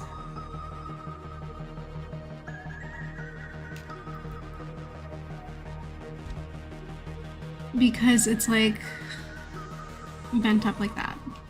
And then I'm going to, because the hat is gonna cover the rest of this, I'm gonna erase all of these like anatomy points that I drew to kind of like help myself find where the arm goes. And then we should be left with the hand that goes behind the head that's pushing down the hood. And I think we're good there, honestly. I think that's fine. So I'm gonna go ahead and merge those layers and hope I don't regret that. You're insane, you know, but you refuse to yield. Well, if as long as it's not ruining your as long as it's not ruining your love for your art, then, you know, handle that how you wish. Do what you need to do for your own art goals. All right, so I'm not really sure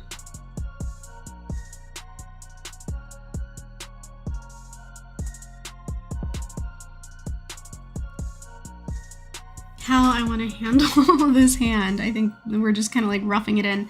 And these are the moments that prove my point about using these pens in this really sketchy style for drawing these comics, because I'm able to find the pose this way and then use it as line art, not have to go back again once more to recreate the same drawing, just with cleaner, thinner, less variable line weight. I'm able to use the line weight that I have the way that it looks right now. Granted, I normally wouldn't want it to be this messy, so if I wanted to, I could come in here and like really kind of clean that up. Like, I don't always keep it exactly how I kind of like discovered it in my discovery phase. Sometimes I do a little cleanup work, but I get away with a lot more regardless, just because I'm using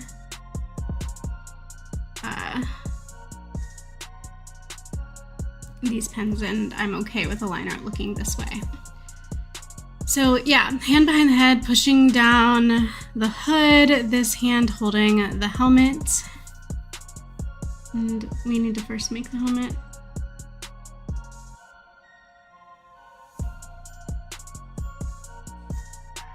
So I'm gonna do that.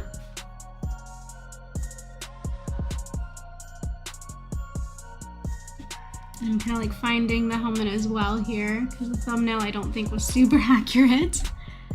I think there's a better way to sort of like place these.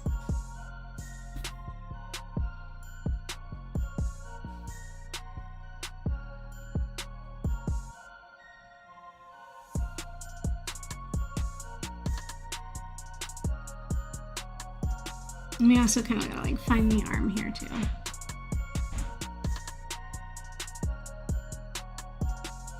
And there we go for the helmets. That might do us. Bring in the other side of that. And then here we have like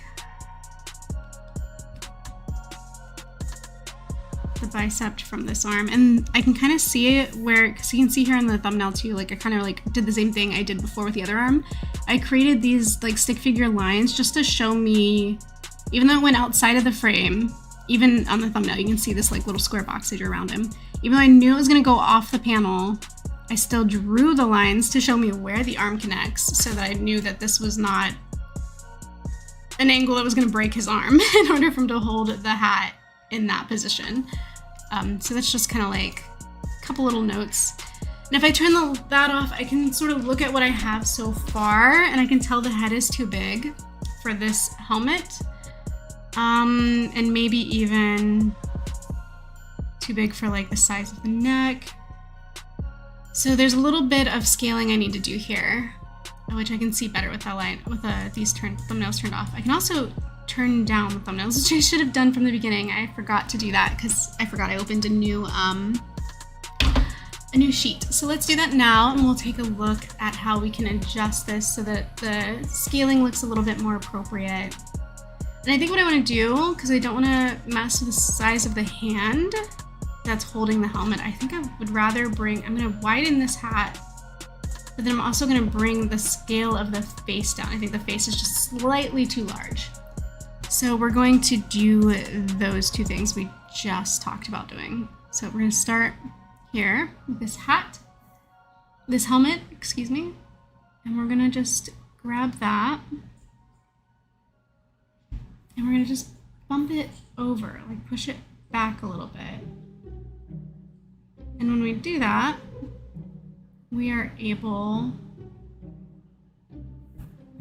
to create a little bit more depth for it so that his head can fit inside the helmet if you were to put it on. We don't want it to look like it's just not, like it doesn't go back very far. There we go. That takes care of the helmet issue, and now we just need to scale down the face so that it looks a little bit more consistent.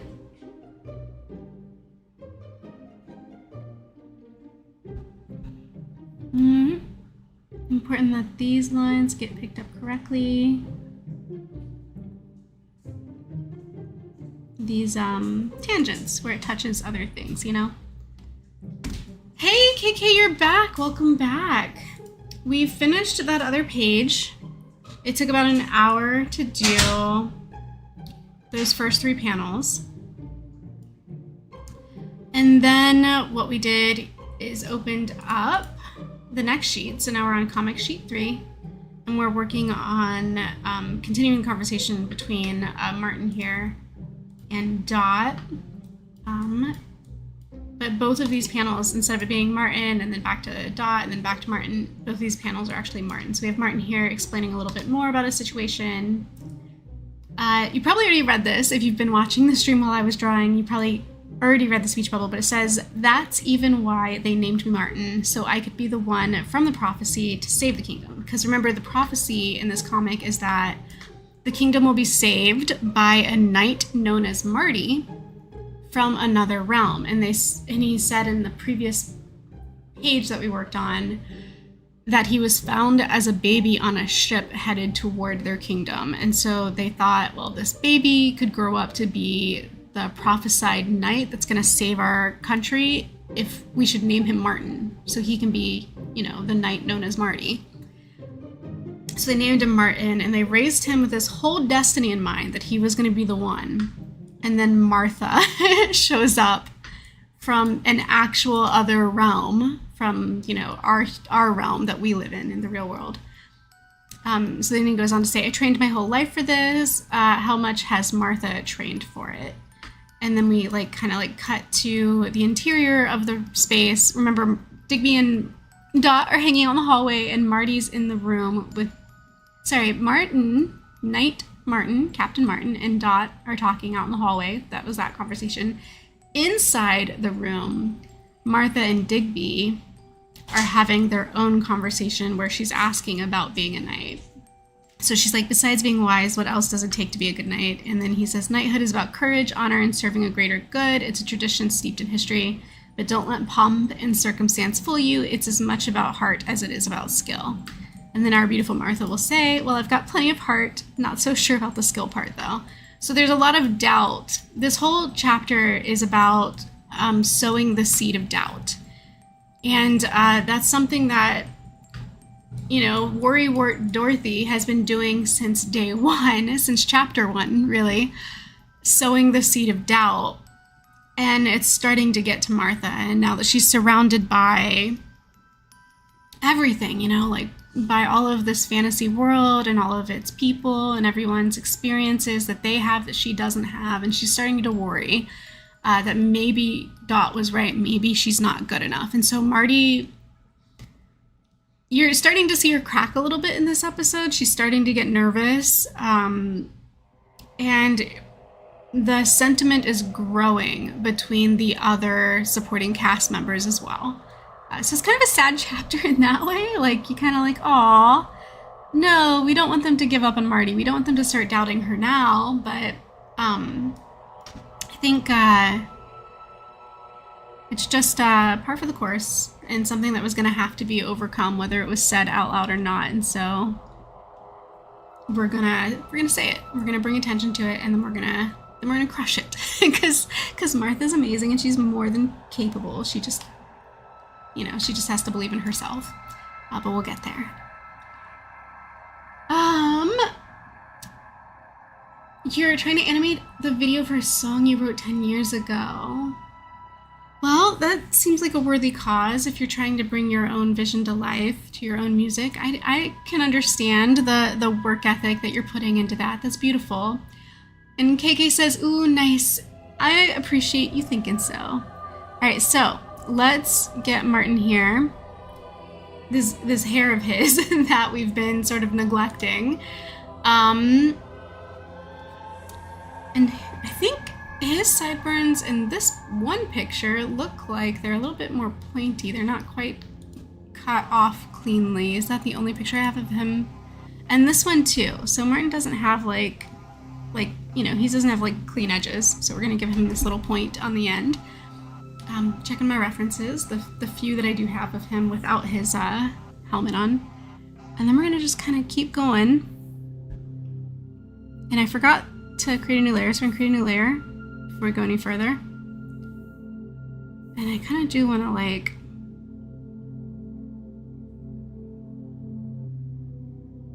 give him this kind of hair that sort of just flops over, you know? And then the back is kind of gonna have he's gonna have a little bit of his own helmet hair going on here. Like that. Perfect, I love it. And then we can't forget big bushy caterpillar brows for this guy. So there's that. And we have ourselves, we gotta draw the other side of the hood. I almost forgot that part. We have ourselves a Martin taking off his helmet and hood. And then we also need to make sure, as we do this, that we're not forgetting the rest of this arm that should be here. Yeah. So we're gonna just create these ties here on this end, and then we're gonna have the arm curve around like that. Maybe not just like that, because that looks like, I don't know. It doesn't look right. Maybe I shouldn't have erased. The shoulder's gonna come out, of course. I'm gonna find the layer where this is. So there we go. All right, I'm gonna combine all these layers so that I can, that we don't have to do that again. So merge selected and then create new, and we're gonna find out where the rest of this arm should be. Maybe if we zoom out, it'll be a little easier to find sort of the anatomy to see where it should go. You guys ever try that? If you're too zoomed in and you can't really find the right proportions for things. If you're finding that you're like drawing things like that doesn't look anatomically correct, the proportions look off, sometimes zooming out and seeing it as a whole can help you find the proportion that you need. So that's kind of what I'm going to do right now. And I might even just, you know, like again, here's our elbow, wrist, or not elbow, shoulder. And then we should like see like this here. So that's kind of what we were missing. So just kind of plop those points back in. And then once we got them, we got the rest of the arm too. And I even feel like it should be a little bit looser because we are talking about like this arm tunic-y thing, which is the next step. So turn off. Yeah, let's turn that off for a second. Is this right? It looks like maybe it should be, like, what do you guys think? I feel like there should be just like a little more sag to that, like that. Because it should be like pushing back, you know? Like folding back a little bit because it's coming down. It shouldn't be like just hovering at like a 45-degree angle to the left. There we go. So there's a little bit of weight to it. It's going to pull down a little bit. His neck is so long. I feel like the shoulders should come up a little higher. So let's experiment with what that would look like. We brought the shoulders up a bit higher like this.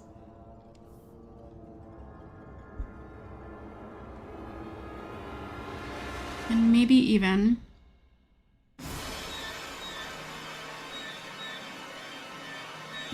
let's revisit.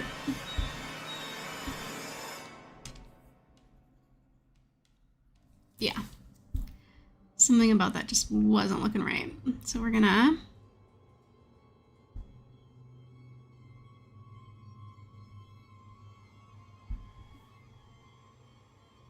bring in the neckline as well and kind of like reestablish that line. It just wasn't feeling quite right. And this feels a little better to me. I think now we're ready. What do you guys think? I think now we are ready for the halftones and shadows. So that panel was quite the learning curve, in my opinion. That was a bit of a struggle, to be honest, and took longer than the last one. So like, technically speaking, and I mentioned this before, the estimate that we could do 3 panels per hour was just an estimate based on the first one, the first page. But the first page I picked out specifically because, not because it was the first page of this chapter of this comic, but because it was the easy one to warm up on. So if that was the easy one, we're probably not going to maintain the same speed on the more difficult ones that we had on that easier one. So you know what I mean? Like, I think too, I like the idea of there being a darker gradient inside. So I'm gonna let that lay down hard. But then for these ones, I'm gonna go a little bit lighter. Like, let's not push so hard in this part.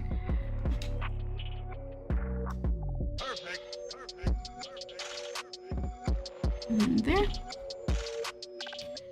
So that looks looks pretty good to me. What we're gonna do now is add another layer just for shading. We're gonna use the shading pen. Oops, that's not the shading pen, which tells me, there we go.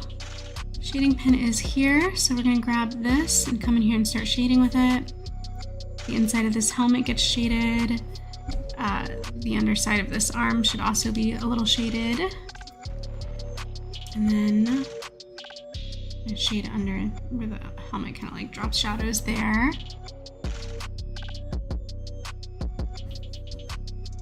Same thing under this glove for the wrist. And I think I'm gonna go a little bit darker inside the helmet because it is inside. And then we get to do this for like the hood that's like falling back.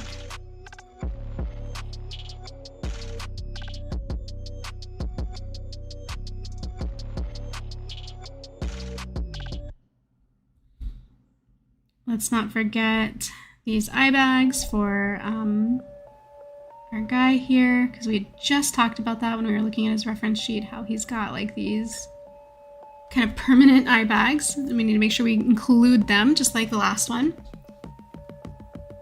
Like we didn't do with the last one, so we'll open that back up again.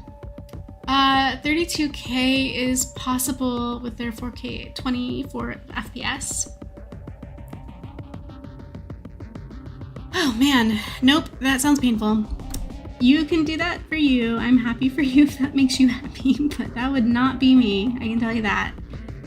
That would be a hard pass on my, my end. All right,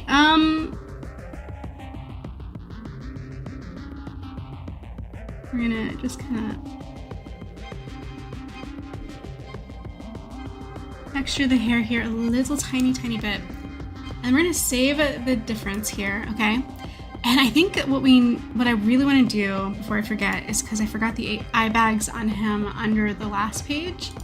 So I wanna open that last page back up. Make sure we include it for this character here, where we see him. And it's just kind of like, it's really just, sometimes it's really just that simple.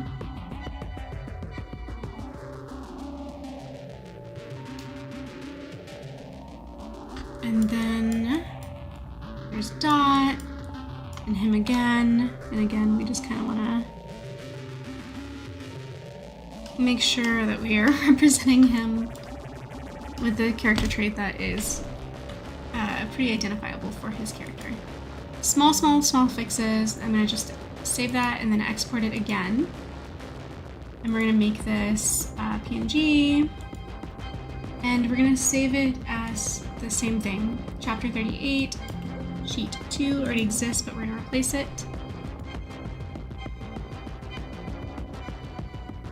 And that is a done deal. So we're going to close that one. This one's good, right? And we're going to come back to here. So we've got Martin, he's taken off the helmet, he's taken off the hood. He's kind of like sharing his insecurities with us. And then we need to come down here and turn back on our thumbnail.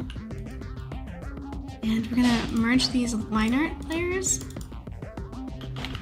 from that first panel, and we're gonna create a new panel, and we're gonna save our progress here as well. Okay, so that said, oh, excuse me, I'm yawning. It's still early in California. It's getting less early as I speak. It's almost 11 o'clock on a Sunday morning. So it's not really truly early anymore. And if it's 11 o'clock here, or nearly 11 o'clock here, then what time does that make it in, while we hammer this out, I'm gonna leave this on screen. 3 hours, I think it's like a 3-hour difference to get to, what, Central Time? So it would be almost 2 o'clock in the Midwest right now. So it's not quite that early anymore. And some random guy says it's almost 7 p.m. where they are. So yeah, the day keeps on rolling into the future. And if you get that song, If you know that recall, you might be a millennial.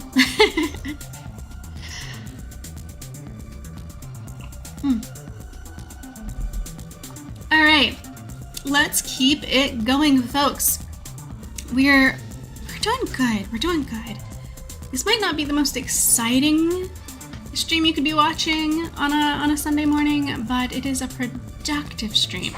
And if you would like to draw with me, if you would like to also draw and work on your art while we be productive together, I invite you to do so. I would love for us to coordinate and get these things done simultaneously so that we can really feel like, you know,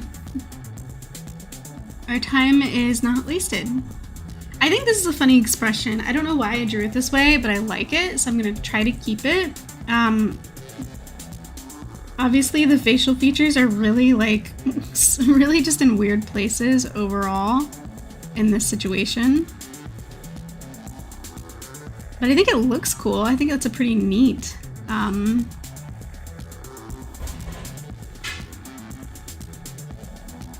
just a pretty neat expression. I do kind of want to use that. I don't want to like not use it.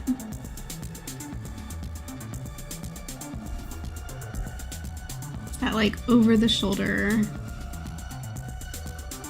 you know, like.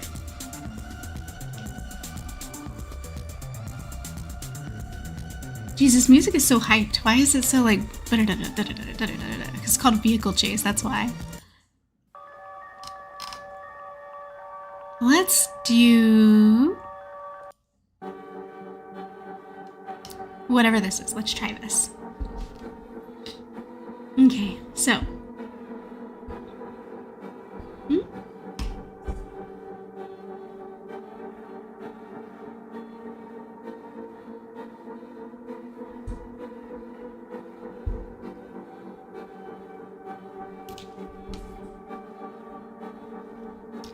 There's one. There's two. And I kind of like to just kind of whoa. You guys don't know I'm wowing because you can't see it, but I actually leaned too hard again on my. There's no way to like lock this in place. My the stand that my tablet is on. If I put too much pressure or weight on, I guess it should be a sign to me to like stop leaning on my tablet. But yeah, it just kind of like starts folding and laying flat, and I don't want it to lay flat, so I have to fix it. So that's what, if you hear me going whoa or oh or oops or whatever, that's probably why. Here I don't want to do the up angle again on the eyebrows, because we've done it for like the last couple of panels with him, like that same like raised eyebrow expression. So here I'm gonna leave them a little flatter, and then we can come in here with this like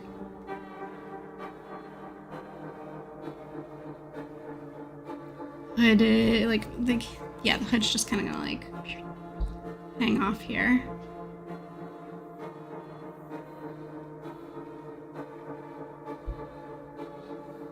And then I want his shoulder to kind of like, yeah, sit here like this.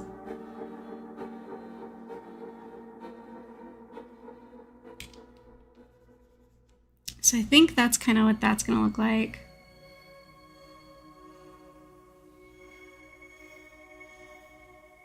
Yeah, boy is doing his thing. Like this. And yeah, the hood's just kind of like, yeah, it should rest like that, I think. What do you guys think? I don't use a stand, says some random guy. I just sat it on the desk. Gotcha. I just happened, I say I, it wasn't really I. My husband just happened to already have a stand for his laptop that he wasn't using. So it was very convenient to just set my drawing tablet on it once he got me the drawing tablet. Because I was using for 10, maybe 12 years, I had the same bamboo Wacom bamboo tablet. And am I talking too loud? It looks like I'm like spiking. I'm sorry if my mic is just blown out. Let me know. Let me know if my mic is blown out and if it's like just hard to listen to and I can make adjustments. In fact, let me adjust. Because I see it's like blowing out and that's not, I'm so sorry that you guys have just been suffering and not saying anything if that's the case. You gotta tell me these things, please. Please let me know. I will gladly correct whatever is wrong with my streams if there's a technical issue. Just let me know, you know, like keep me posted. Help a girl out. What was I saying? I really don't remember. Oh, the stand and the tablet. Yeah, for, gosh, several years I was using my, bamboo. And, I probably would never have upgraded because sometimes I'm very much a person who's like, if it works, if it's not broke, don't fix it.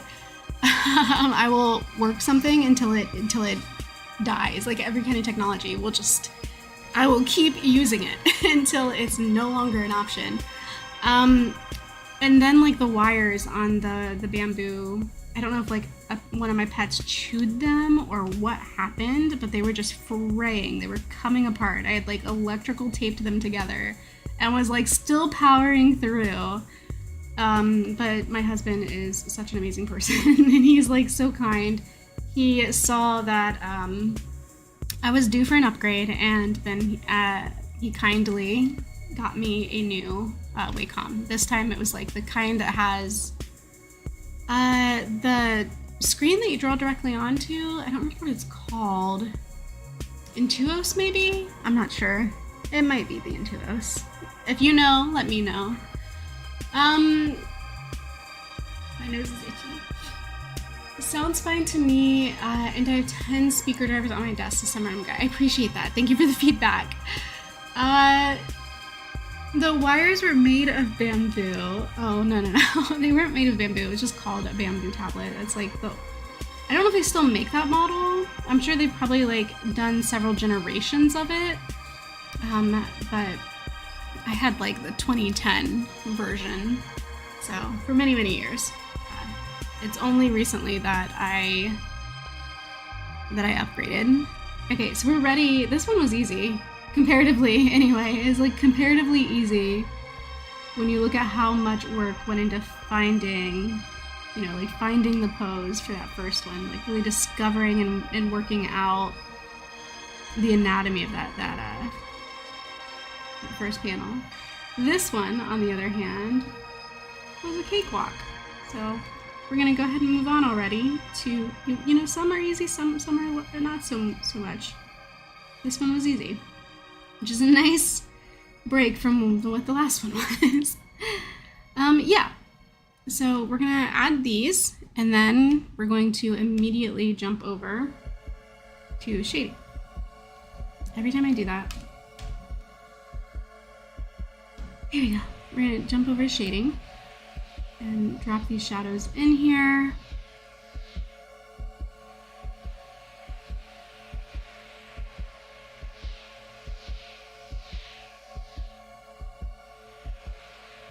For this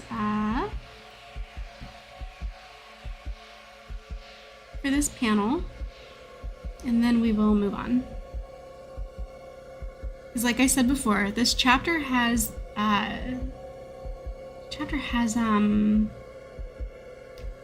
13 panels, I think, in total.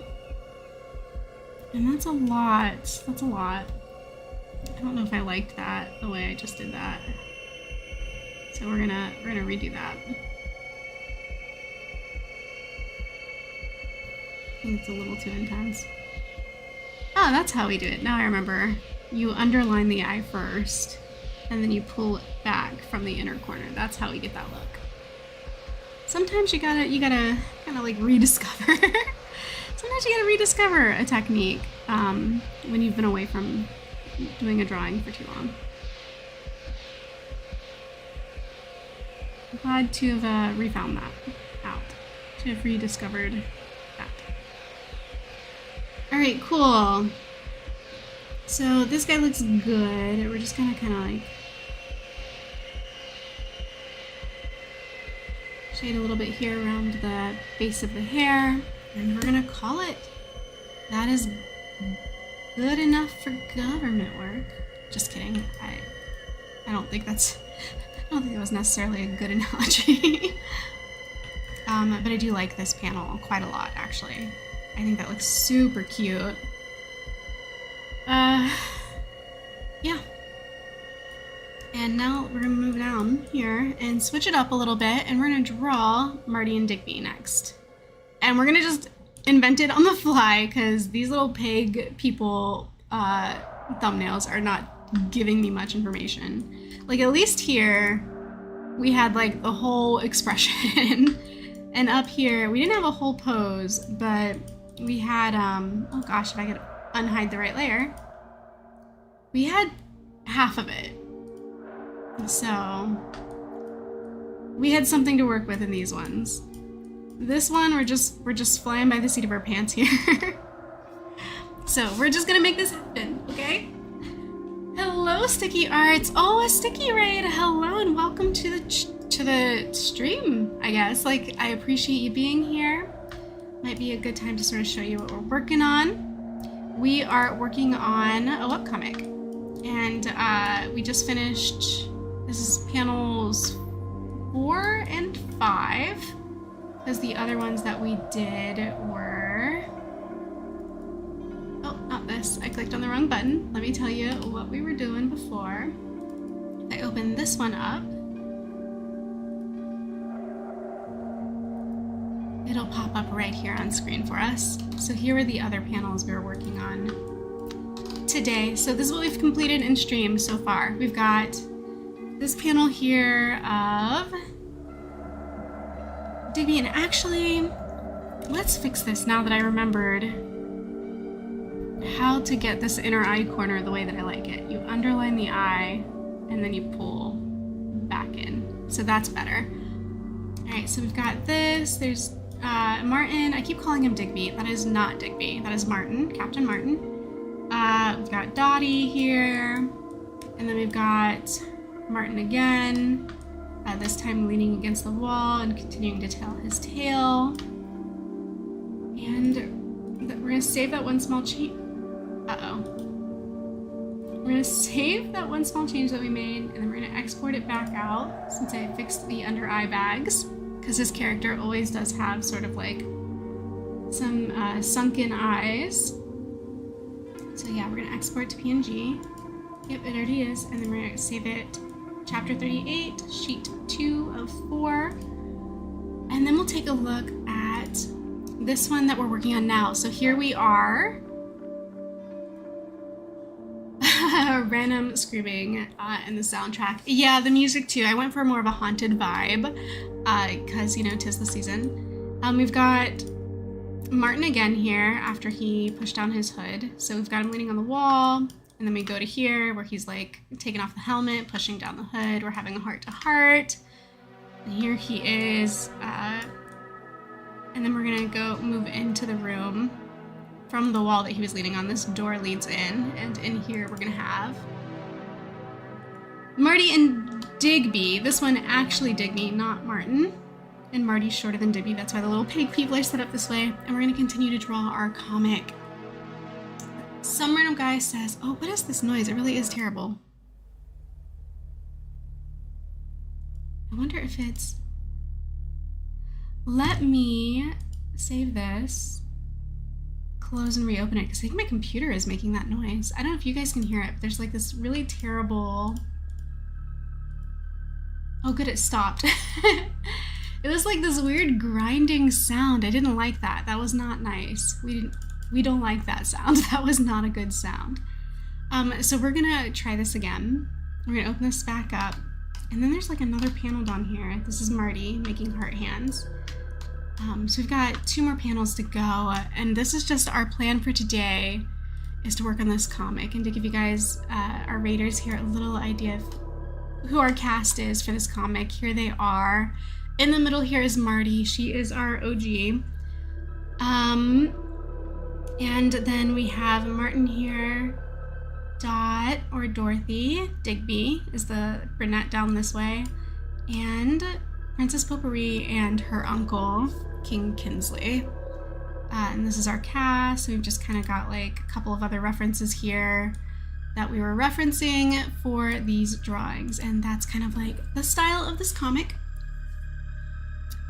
And my computer is doing that weird, terrible grinding sound again. I'm not loving that noise. And it stopped right as I said that. It's like it heard me. Who drew these lines? Oh, you're talking about yourself, your own line art. Messy line art can be very freeing though. Like I was saying earlier, I've got some really messy line art and I'm okay with it because it lets me move quickly and get as many panels done as needs to be done while still holding down a day job, you know? Sometimes you gotta compromise with yourself.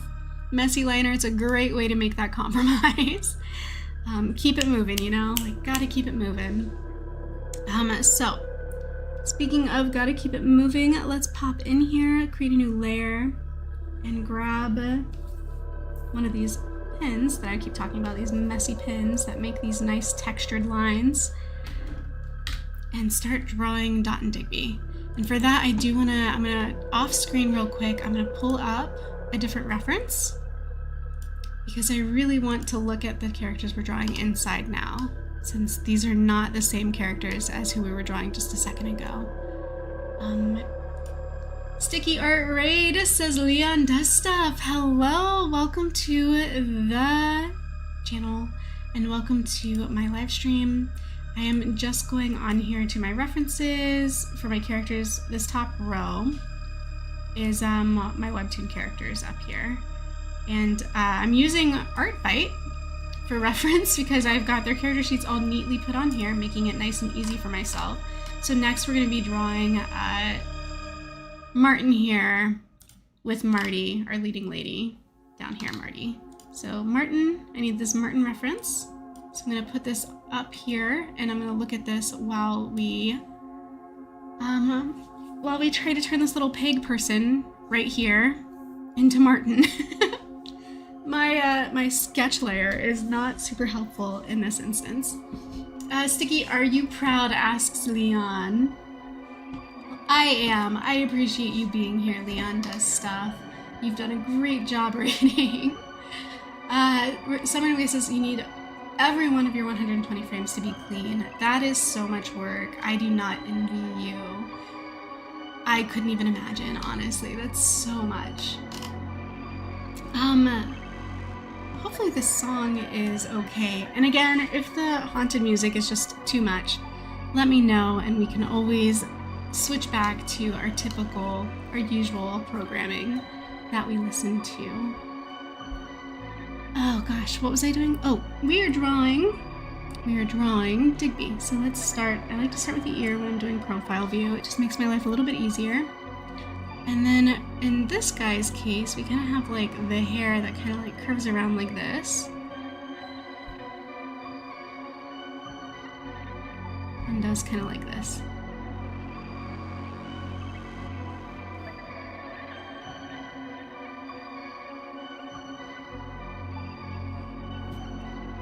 I know this probably doesn't look like much yet, but bear with me, it will.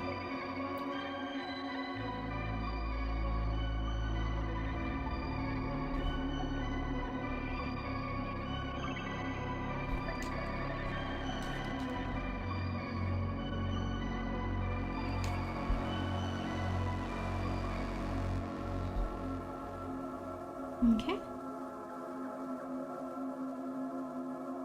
We're gonna do that funny side mouth anime thing here. And we can change it if it's not working, but I think for now we're just gonna use that and see what happens. This is a really small panel, so I'm being mindful too of the amount of space I have to get these characters like physical features in here.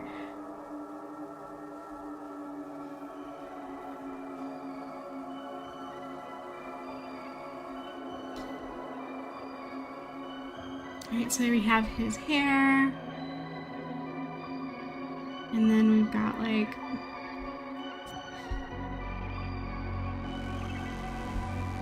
his neck's gonna come down like this. And with Digby, he's not wearing a turtleneck quite like Martin was. Wait, what?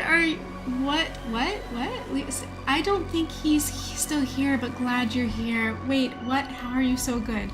Oh, thank you. Yeah, we're just gonna, we're just kind of like finding it as we go. That's how I do a lot of my line art is, I don't really start with a sketch layer.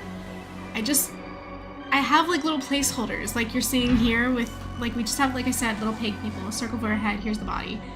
And then I can see it in my mind and I put what's in my mind on top of those placeholders. The placeholders for me are more about scale.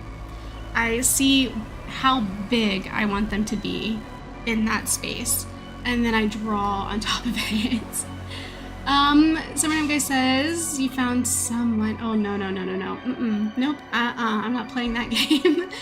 User says that's the best way to draw fastly. I agree. That's kind of the whole motivation behind, like, for me drawing it this way is because I want to be able, like, again, this is a webcomic, right? So there's gonna be a ton of, and this is his sleeve for his shirt. He's got like those, you know, those very old worldy puffy sleeves, and I can bring this down here again to show you, like this is the reference. So we give him these big, very billowy sleeves here. And we're gonna just keep building the rest of the picture around that. And doing it this way, particularly because it's a comic,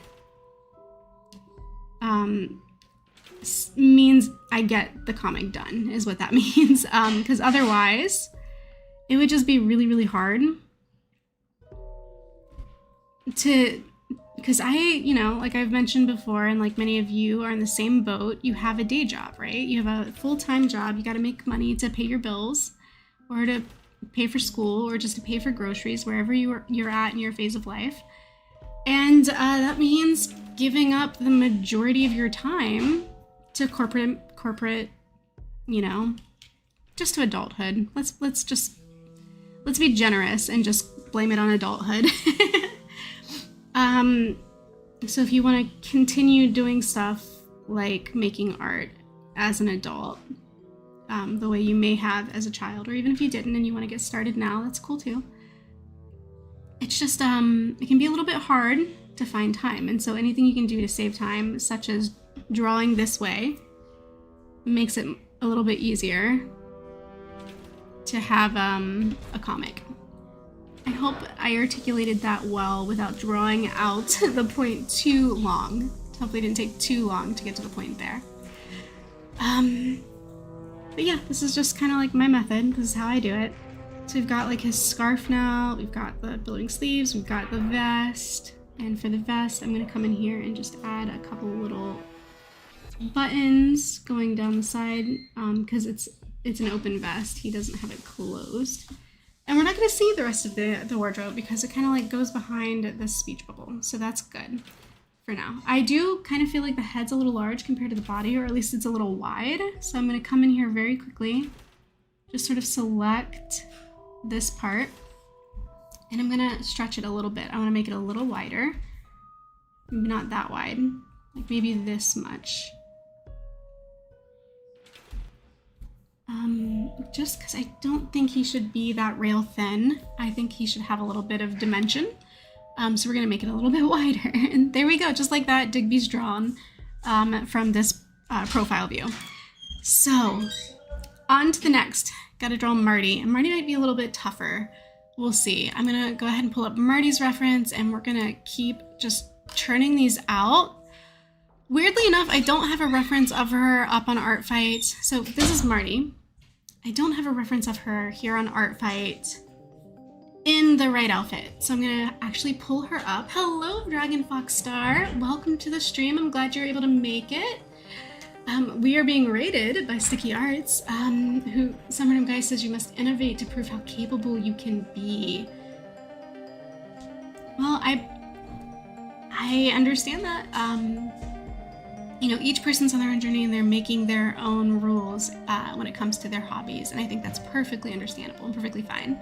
What we are going to do, because I don't have a reference of Marty wearing the right outfit, is we're going to actually look at the wardrobe. I mean, not the wardrobe. We're going to look at the actual comic, right? So let's come in here real quick and we're going to scroll through. So here's a chapter of Venerable. Got ourselves a little piece of it there. There's Martin, who we've drawn like a dozen times. Some old paintings here. And then our main cast kind of having their moment walking through the halls. I just need, and so here's the right outfit for Marty, but I want to be able to see her face. So that's the outfit I want. Sticky says, yay, thanks for joining, but please be mindful of not spamming. And then Leo said, oh, right, sorry, right, no worries, no worries. YouTube has been hiding users that spam. That's a good, that's good to know. It's a good heads up. Yeah, I don't want you to be hidden. I don't mind. I appreciate the love, but yeah, let's protect your account and not get you hidden. So let's see if we can find, and here's our king again, yet again, being like, trying to find that consistency for him. Princess Potpourri, there's Marty. I don't know, is that like a good, do I have a better reference? This is a goofy one. I don't really love this shot because her face looks a little too square. But here you can see Dot and Digby together. That's probably my favorite drawing of the king so far, just spoiler. But I need a picture of Marty. That one's great, but again, it's not a full body. I need a good reference with clothing included. Maybe if we back up to, no, wait, I know there's one right here. So we'll go here. Oh, scroll. Boom. There's a good full body pic of Marty. I'll use this for reference. All right, back to the drawing board, literally, now that we have our Marty reference with the right outfit on for this chapter. And we're gonna draw her right here wearing that look. So zoom back in here for a second and we're gonna get that down.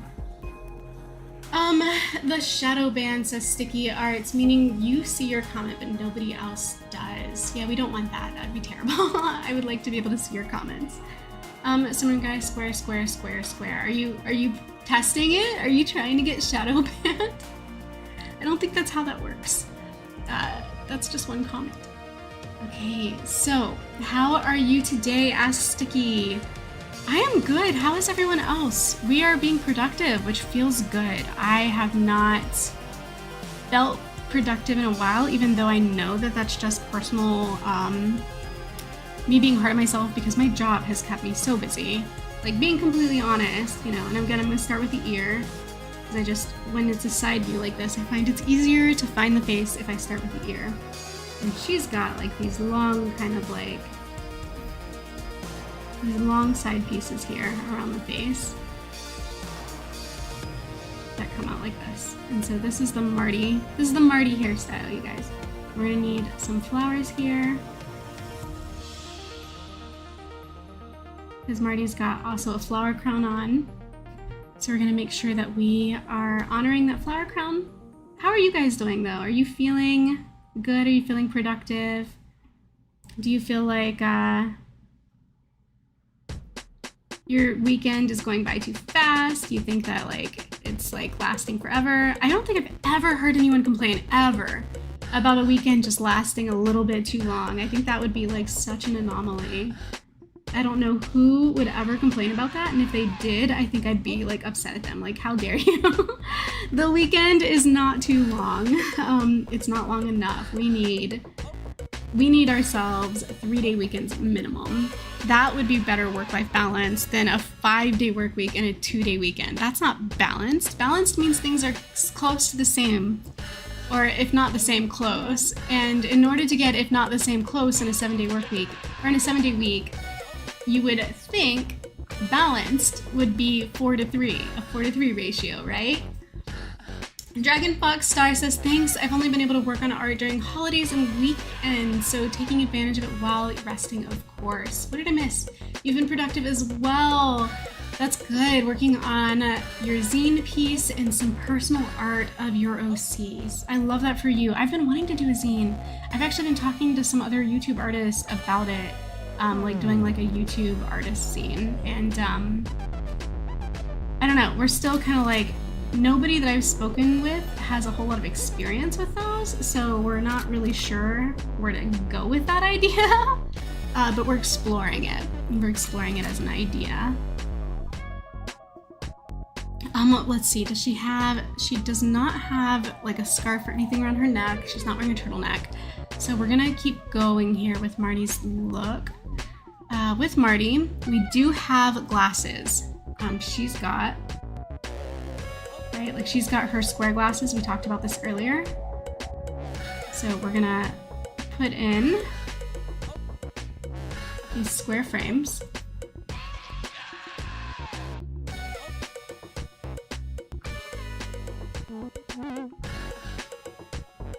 And then we're gonna give her her nose. Here, like this. So there we go. We've got Marty's glasses, we've got her nose, we've got some eyebrows here for her. I do think the hair should kind of like, there we go, come out a little bit more. I think I did not give it enough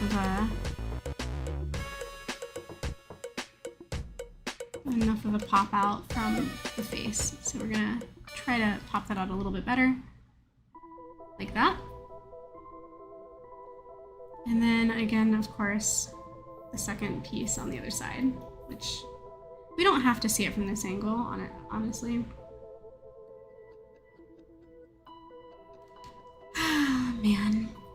One thing's for sure, now here we go again, we're talking about like these are placeholders and we're looking at ratios, right? We want to make sure that the scale is correct. And if we look at the scale of her head to his head, it's massive. We don't want her head to be that huge in the same space that he is occupying. We need these to be a little bit more comparable in size. So we're going to bring Marty's head down a little bit to the right scale. And then we're gonna continue drawing from there. And this should help us keep them, you know, in the same, like to be like believable. We do not want to accidentally suspend disbelief or break, not suspend disbelief, you want that.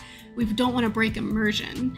So making her suddenly like gigantic compared to Digby when she's supposed to be like this tiny little lady it just would not work. So we got to make sure that we're very mindful of scale when comparing two characters or putting two characters in the scene together. Dragon Fox Star says, yeah, the zine I'm in is pretty chill, thankfully, so I'm glad because this semester work has been chaotic more than usual. And some random guy says, but because of the human eye, they look taller than wider. And you're referring to the ratio of some blackberries. And I believe earlier you were talking about you were personifying your devices. So I'm assuming you mean Blackberry as a character. Once again, we're gonna do these kind of like bubble sleeves because Marty also has kind of like these like beautiful bubbled sleeves. And then her dress actually has like this like apron kind of shape. Oh, we don't want to like, her back shouldn't be that curved. Not when her head's this far forward.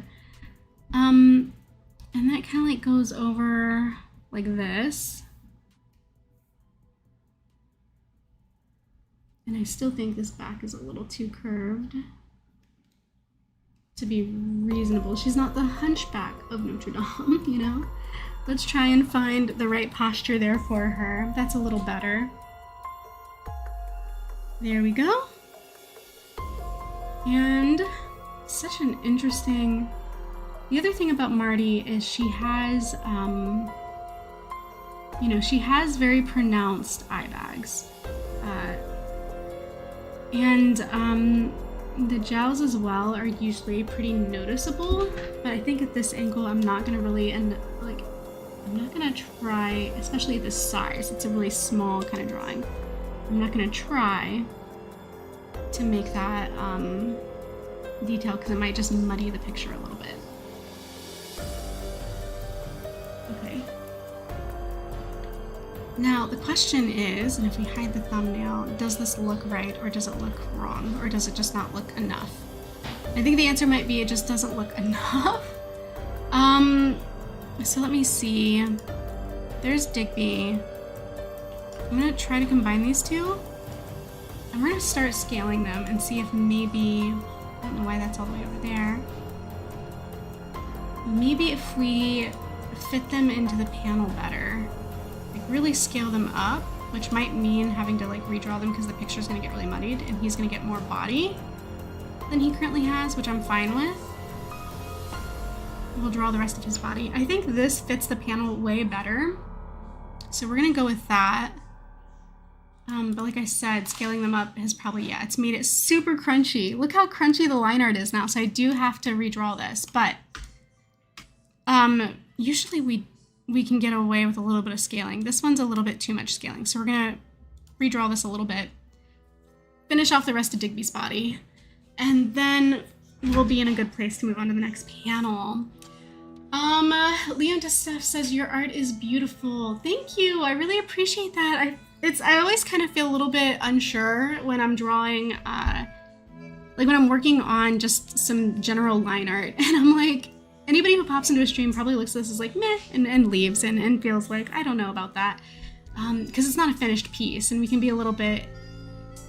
We can have some moments or just like trust the process moments, you know?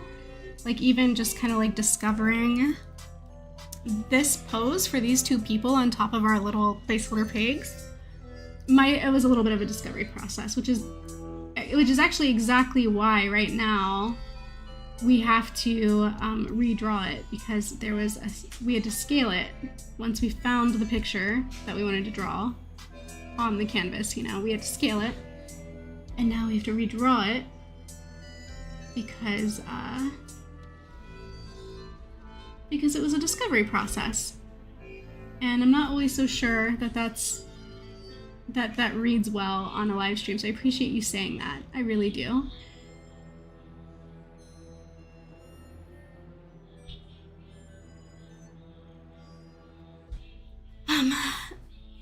Usually start, so someone guys says, and Leon says, I'll be right back. Okay, understood, thank you. Someone guy, I usually start drawing large, then I have to redraw the whole thing for consistent line width. Yeah, that's a thing too when you're like rescaling drawings after the fact, after they're drawn, is you can kind of give it away, the fact that that's not the original scale based on line variation, like line weight variation. It can get a little crunchy like mine did, which is why we're redrawing it, or it can simply just, like you're scaling down from a larger drawing, your line weight can get super thin, which happens as well in some cases.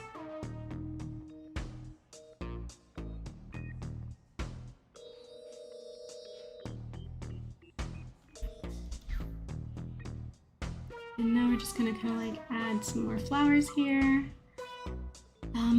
Try to make this flower crown look nice for Marty.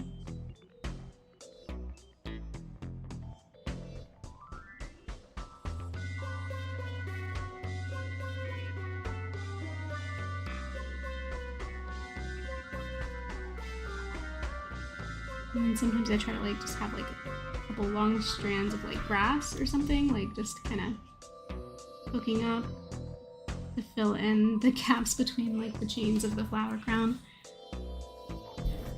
Are you okay if I leave? Says Leon. Of course. And you might come back. Yeah, you're welcome to come and go as you please. I don't want to hold anybody hostage, of course. I love having you guys here, but I understand like you have your own things to do today. If you have to go, you have to go. It's completely understandable. Yeah, you're welcome anytime. Come and go, and I'm just happy to see you here. So, you know, give me a shout and say hello, and you can just, you know, carry on as needed. Yeah, no, I don't want to hold anybody hostage for sure. Yeah, if you gotta go, and I'll see you when you come back. And we're gonna go ahead and we're gonna redraw this stuff just to get like this panel quite right for Dear Marty and Digby.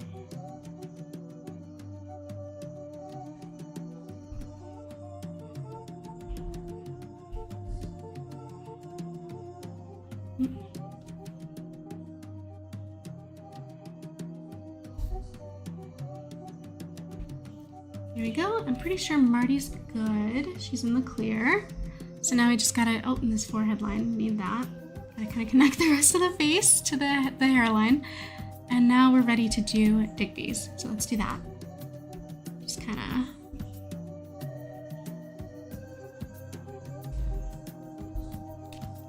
draw that in.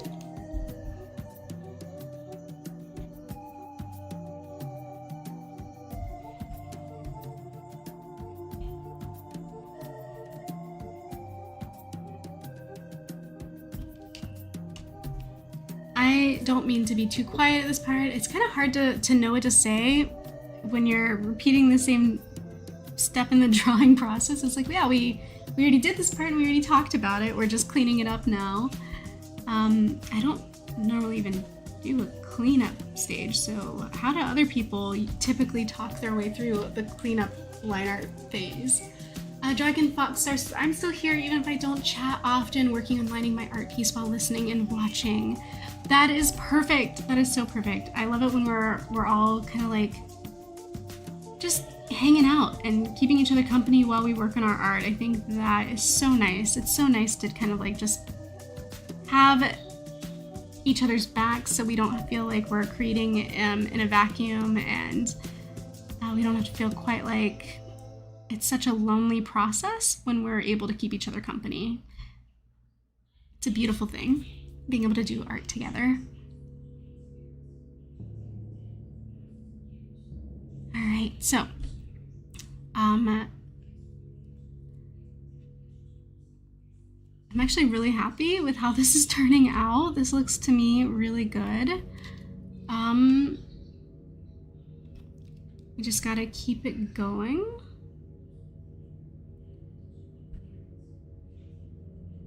Hang on. Nope. Neither one of those lines was right. There we go. Found it. I found Digby's nose.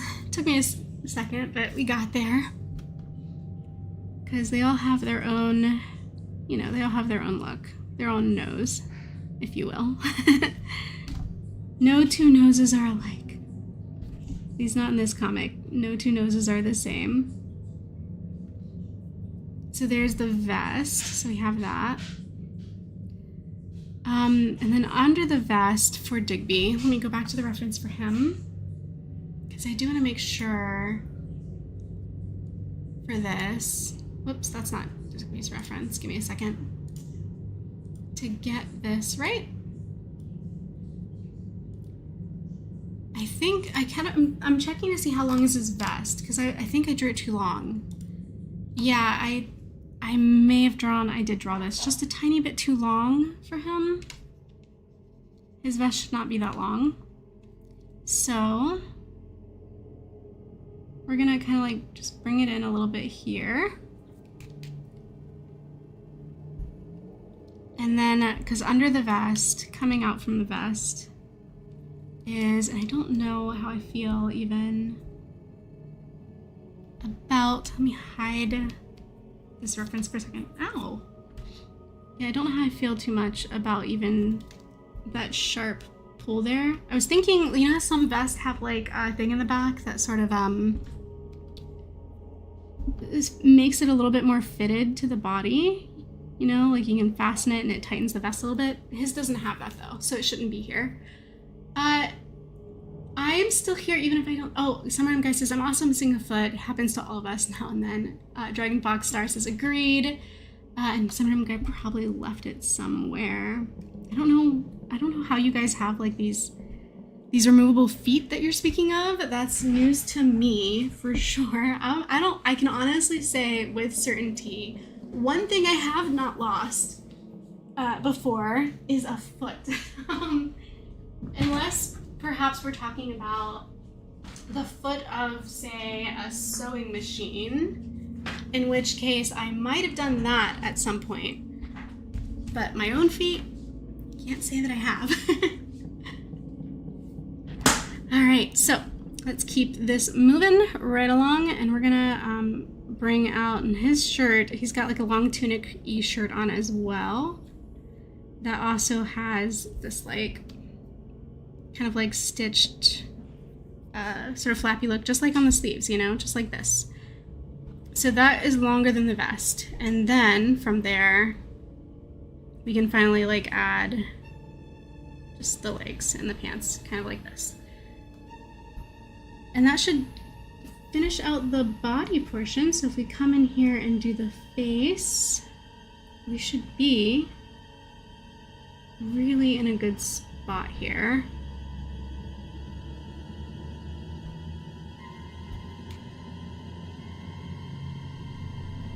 I was so flippant with the pen when I made these original strokes, and now I'm like tracing them so literally. I just hope it doesn't end up looking stiff. If I'm being like super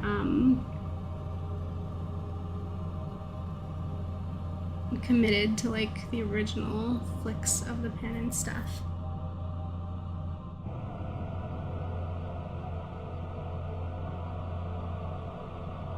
Okay. Well, folks, I think that's all of it. So let's hide the original layer.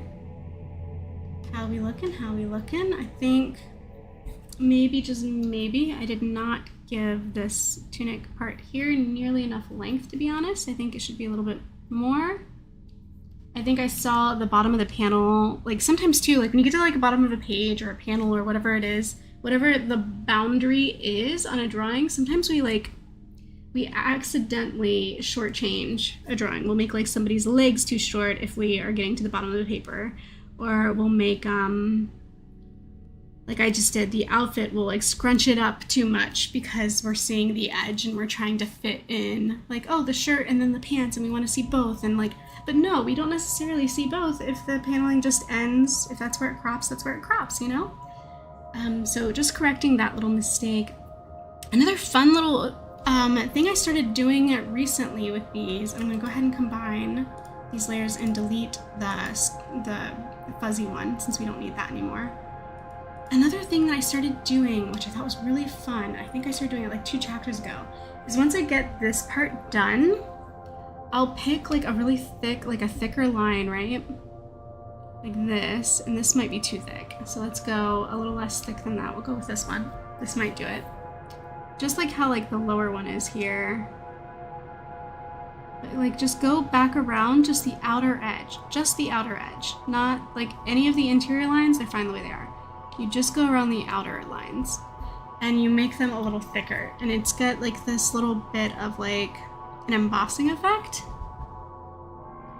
where it helps make, of course with these pins too, because they're not super flat, they do create this texture and it can make things a little weird. Understandably, we do get a little bit of weirdness if we're trying to make this outline thicker here around the face. So I guess clean that up a little bit. But you can kind of see what I mean, right? Like how it's just making the line variation between the interior lines and the exterior lines here on Digby. It's giving it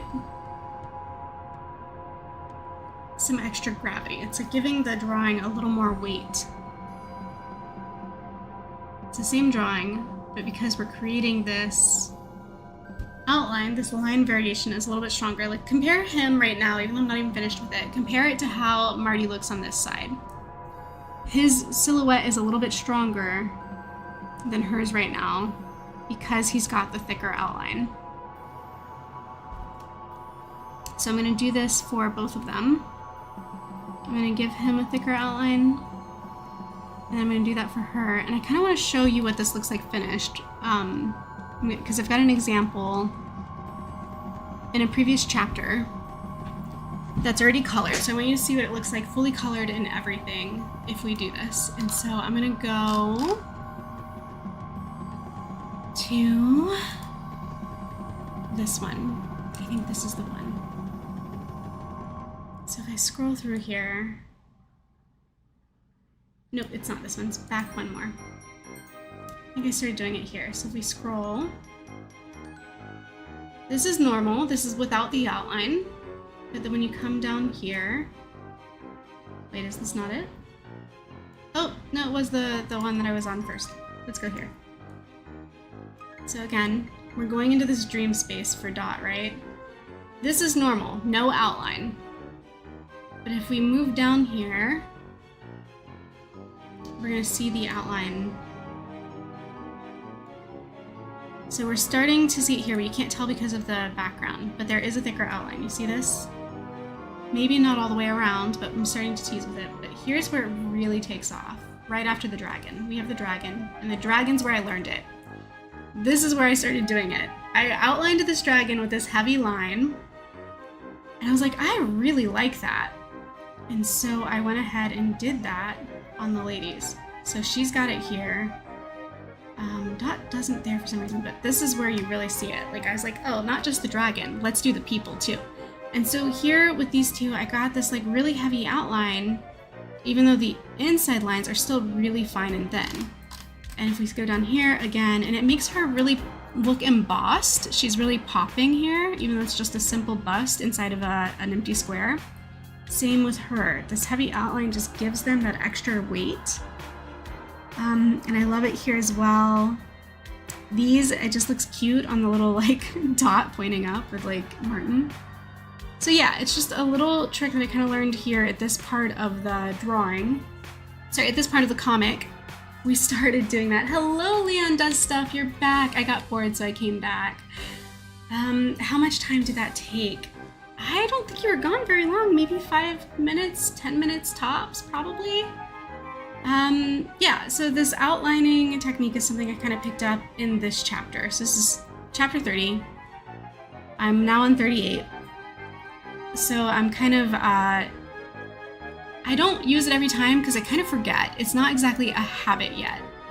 But it's something when I see a panel like this that just feels a little weak, I remember. And I'm like, you know, a good way to make this feel stronger, to add some visual weight, is to add that outline, that sticker-like, thicker outline to the picture, and it will help it pop off so much better. I'm gonna just do the same thing right here.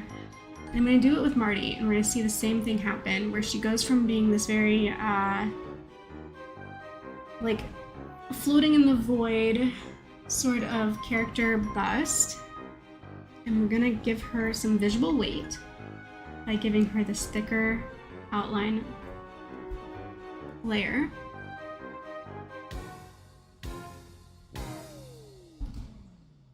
And it's gonna make all the difference.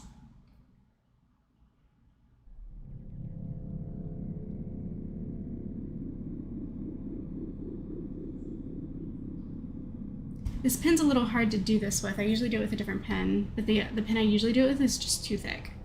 So I'm trying to thicken this one up, but it's also like angled. It's kind of like a calligraphy pen where it's got like that angle on it that wants to do stuff like this, you know, like it keeps trying to like fill in the space. So I have to keep picking up the pen and not letting it fill in the space as much as it wants to.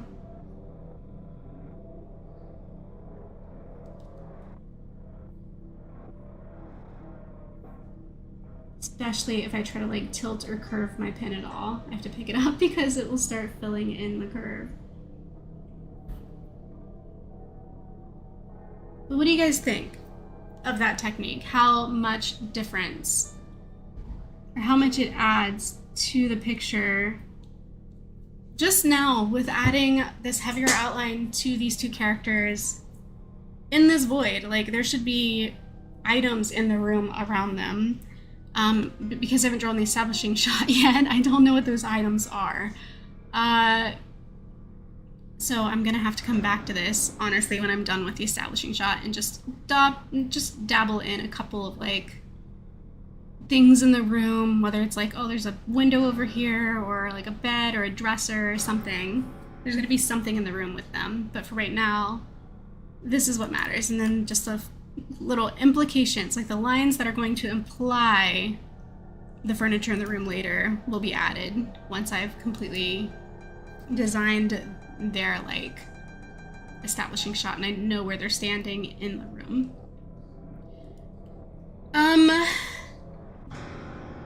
So Margarita just drew in their foot, although it's a little misshapen. And they say, I vary my line art depending on the part of the body accessory. The default thickness is only 15 on a 50K by 40K canvas though.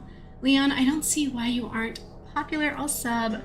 I appreciate it. I think you already subbed though in order to chat, unless I'm mistaken. I thought that was how that worked, but it might not be. I might be mistaken. Yeah, I'm always happy to have new subscribers. I appreciate you enjoying the stream. That's very validating.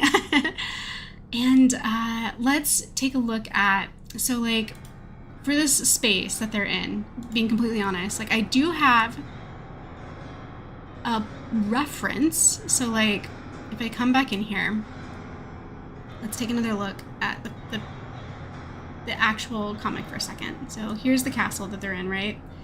If we scroll down to here, this is one of the rooms in the castle. So this is kind of like, generally speaking, where Marty and Digby are having this conversation, because they're escorting Martha and Dorothy to their room to get ready for the knighting ceremony. That's where we are at in the story. And so they're kind of like being escorted to this room where they're going to drop the ladies off. And so Martin is speaking to Dorothy in the hallway while Martha, explores the room with Digby and have their own separate conversation. And that's what this is. So these two are inside the room having a conversation while this guy and Dottie, they're outside the room hanging out in the hallway having a completely separate conversation.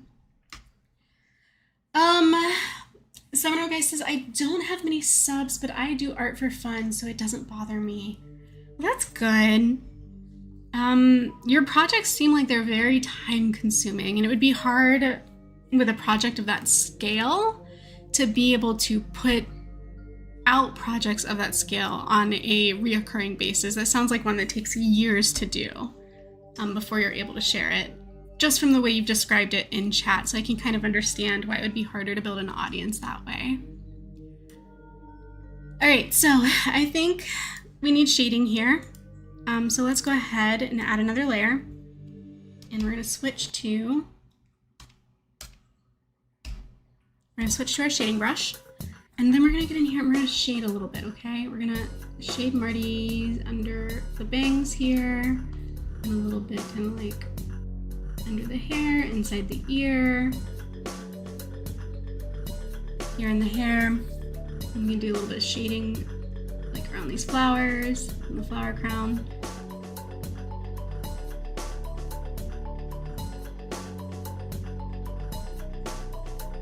And then under the glasses, I actually kind of like to do the shading right here, kind of a little bit under the eye bags for her.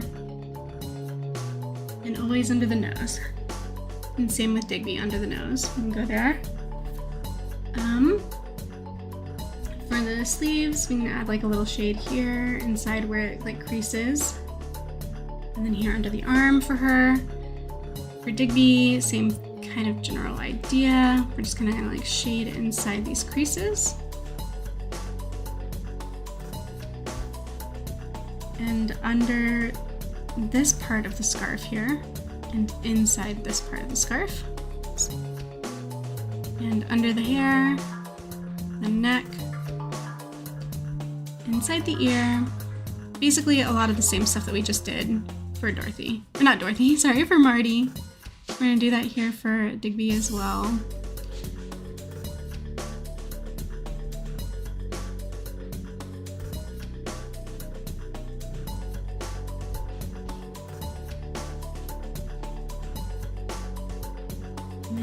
Shading complete. So just like that. And that's why I like that shading technique, because it took me like maybe less than a minute, I think, just now to shade these two characters. And then we can just apply flat colors under this layer. So we merge all, right? This becomes the top layer, you set it to multiply, and then when you color underneath the multiply layer, it multiplies the shading, which is at it's black at like a half opacity with this brush. It multiplies that on top of the drawing, so then it's automatically shaded because I did all the shading here in the line art phase. It's a time saver. It does mean we're not using color shading, but like you already saw with the actual comic itself, it's okay. Like this is from the comic itself. I did this the exact same way you just saw me do it on stream. I do my line art, I shade the line art, and then the color comes in after. The shading is automatically applies as you're putting in flat colors. It's kind of like magic in that way. It just looks cool when it shades itself as you're coloring it. Yes, I could do more complicated shading that's more colorful, but again, it's all about, you know, doing what's streamlined, timely, consistent. All of those things are the reason why shading this way works for me in my comic. So I'm going to merge these line art layers. Merge, merge, merge. Lock them, and then we're going to bring back the thumbnail. So we went from here with our little pig guys to here with Marty and Digme in the room having their discussion. And there's one more panel here.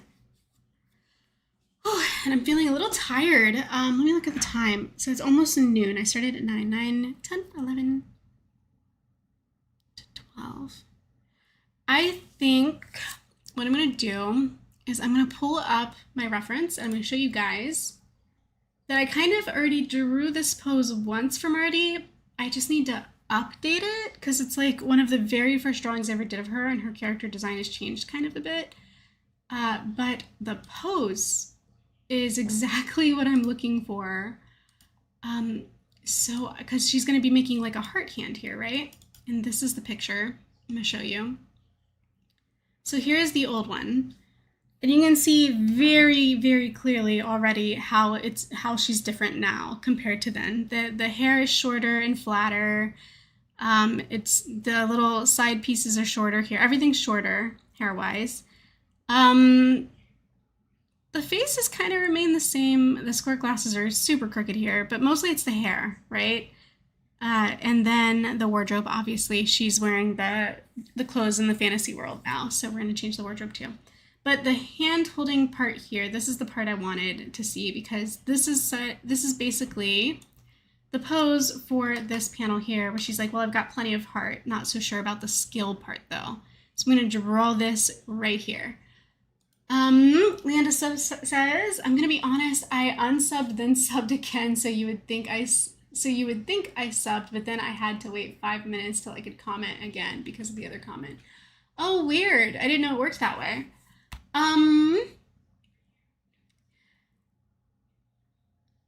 Yeah, okay, so I read the other ones. So that is my plan. Oh, excuse me, yawning. But since it is 3 minutes to noon, rather than start another picture here, what I think I want to do instead is go ahead and wrap up this stream, and then you guys will see the final version, the final chapter on Webtoon. So if you haven't already, please subscribe to Webtoon. It's called Venerable, and it looks like this when you find it on the website. We have a 9.19 rating, 931 subscribers, and only 34 chapters. I said 38 before because I took down some like bonus chapters that were, I think, just slowing down the story. You know, like behind the scenes stuff or talking about doing channel work or whatever. I took all that stuff out, so it's just kind of like story chapters with very few bonus chapters. Like this one's a bonus chapter, and this one is too. So these two are kind of like two of the holdouts that are still in the Webtoon. But that said, yeah, if you want to see how today's artwork from stream turns out in its final form, make sure to subscribe to Venerable, catch up on what's already there, and then you will be able to read the new chapter with fresh eyes when that drops. Sticky Art says, nice, I need to check that out. I appreciate you guys being here. I appreciate you reading my story, and I look forward to hanging out with you again in the future. Sticky came back just in time, yes. And we will continue this story as well as do other things. We have another comic that, if you've watched my streams in the past, you may or may not know about, where I collaborate live on stream and create a comic out of your characters from the viewers on stream who submit their characters, and that will be making a comeback in a month or two, I think. That's kind of my plan. So be on the lookout for that. If you want to collaborate, we will work on a comic together. That's everything for today.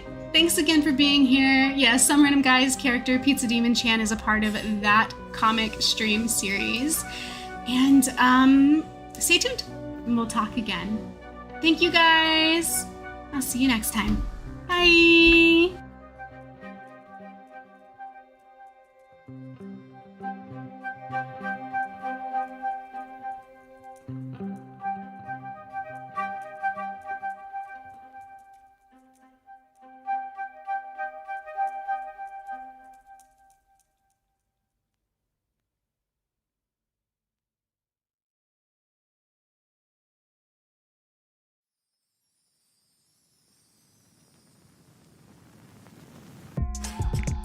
More carrots.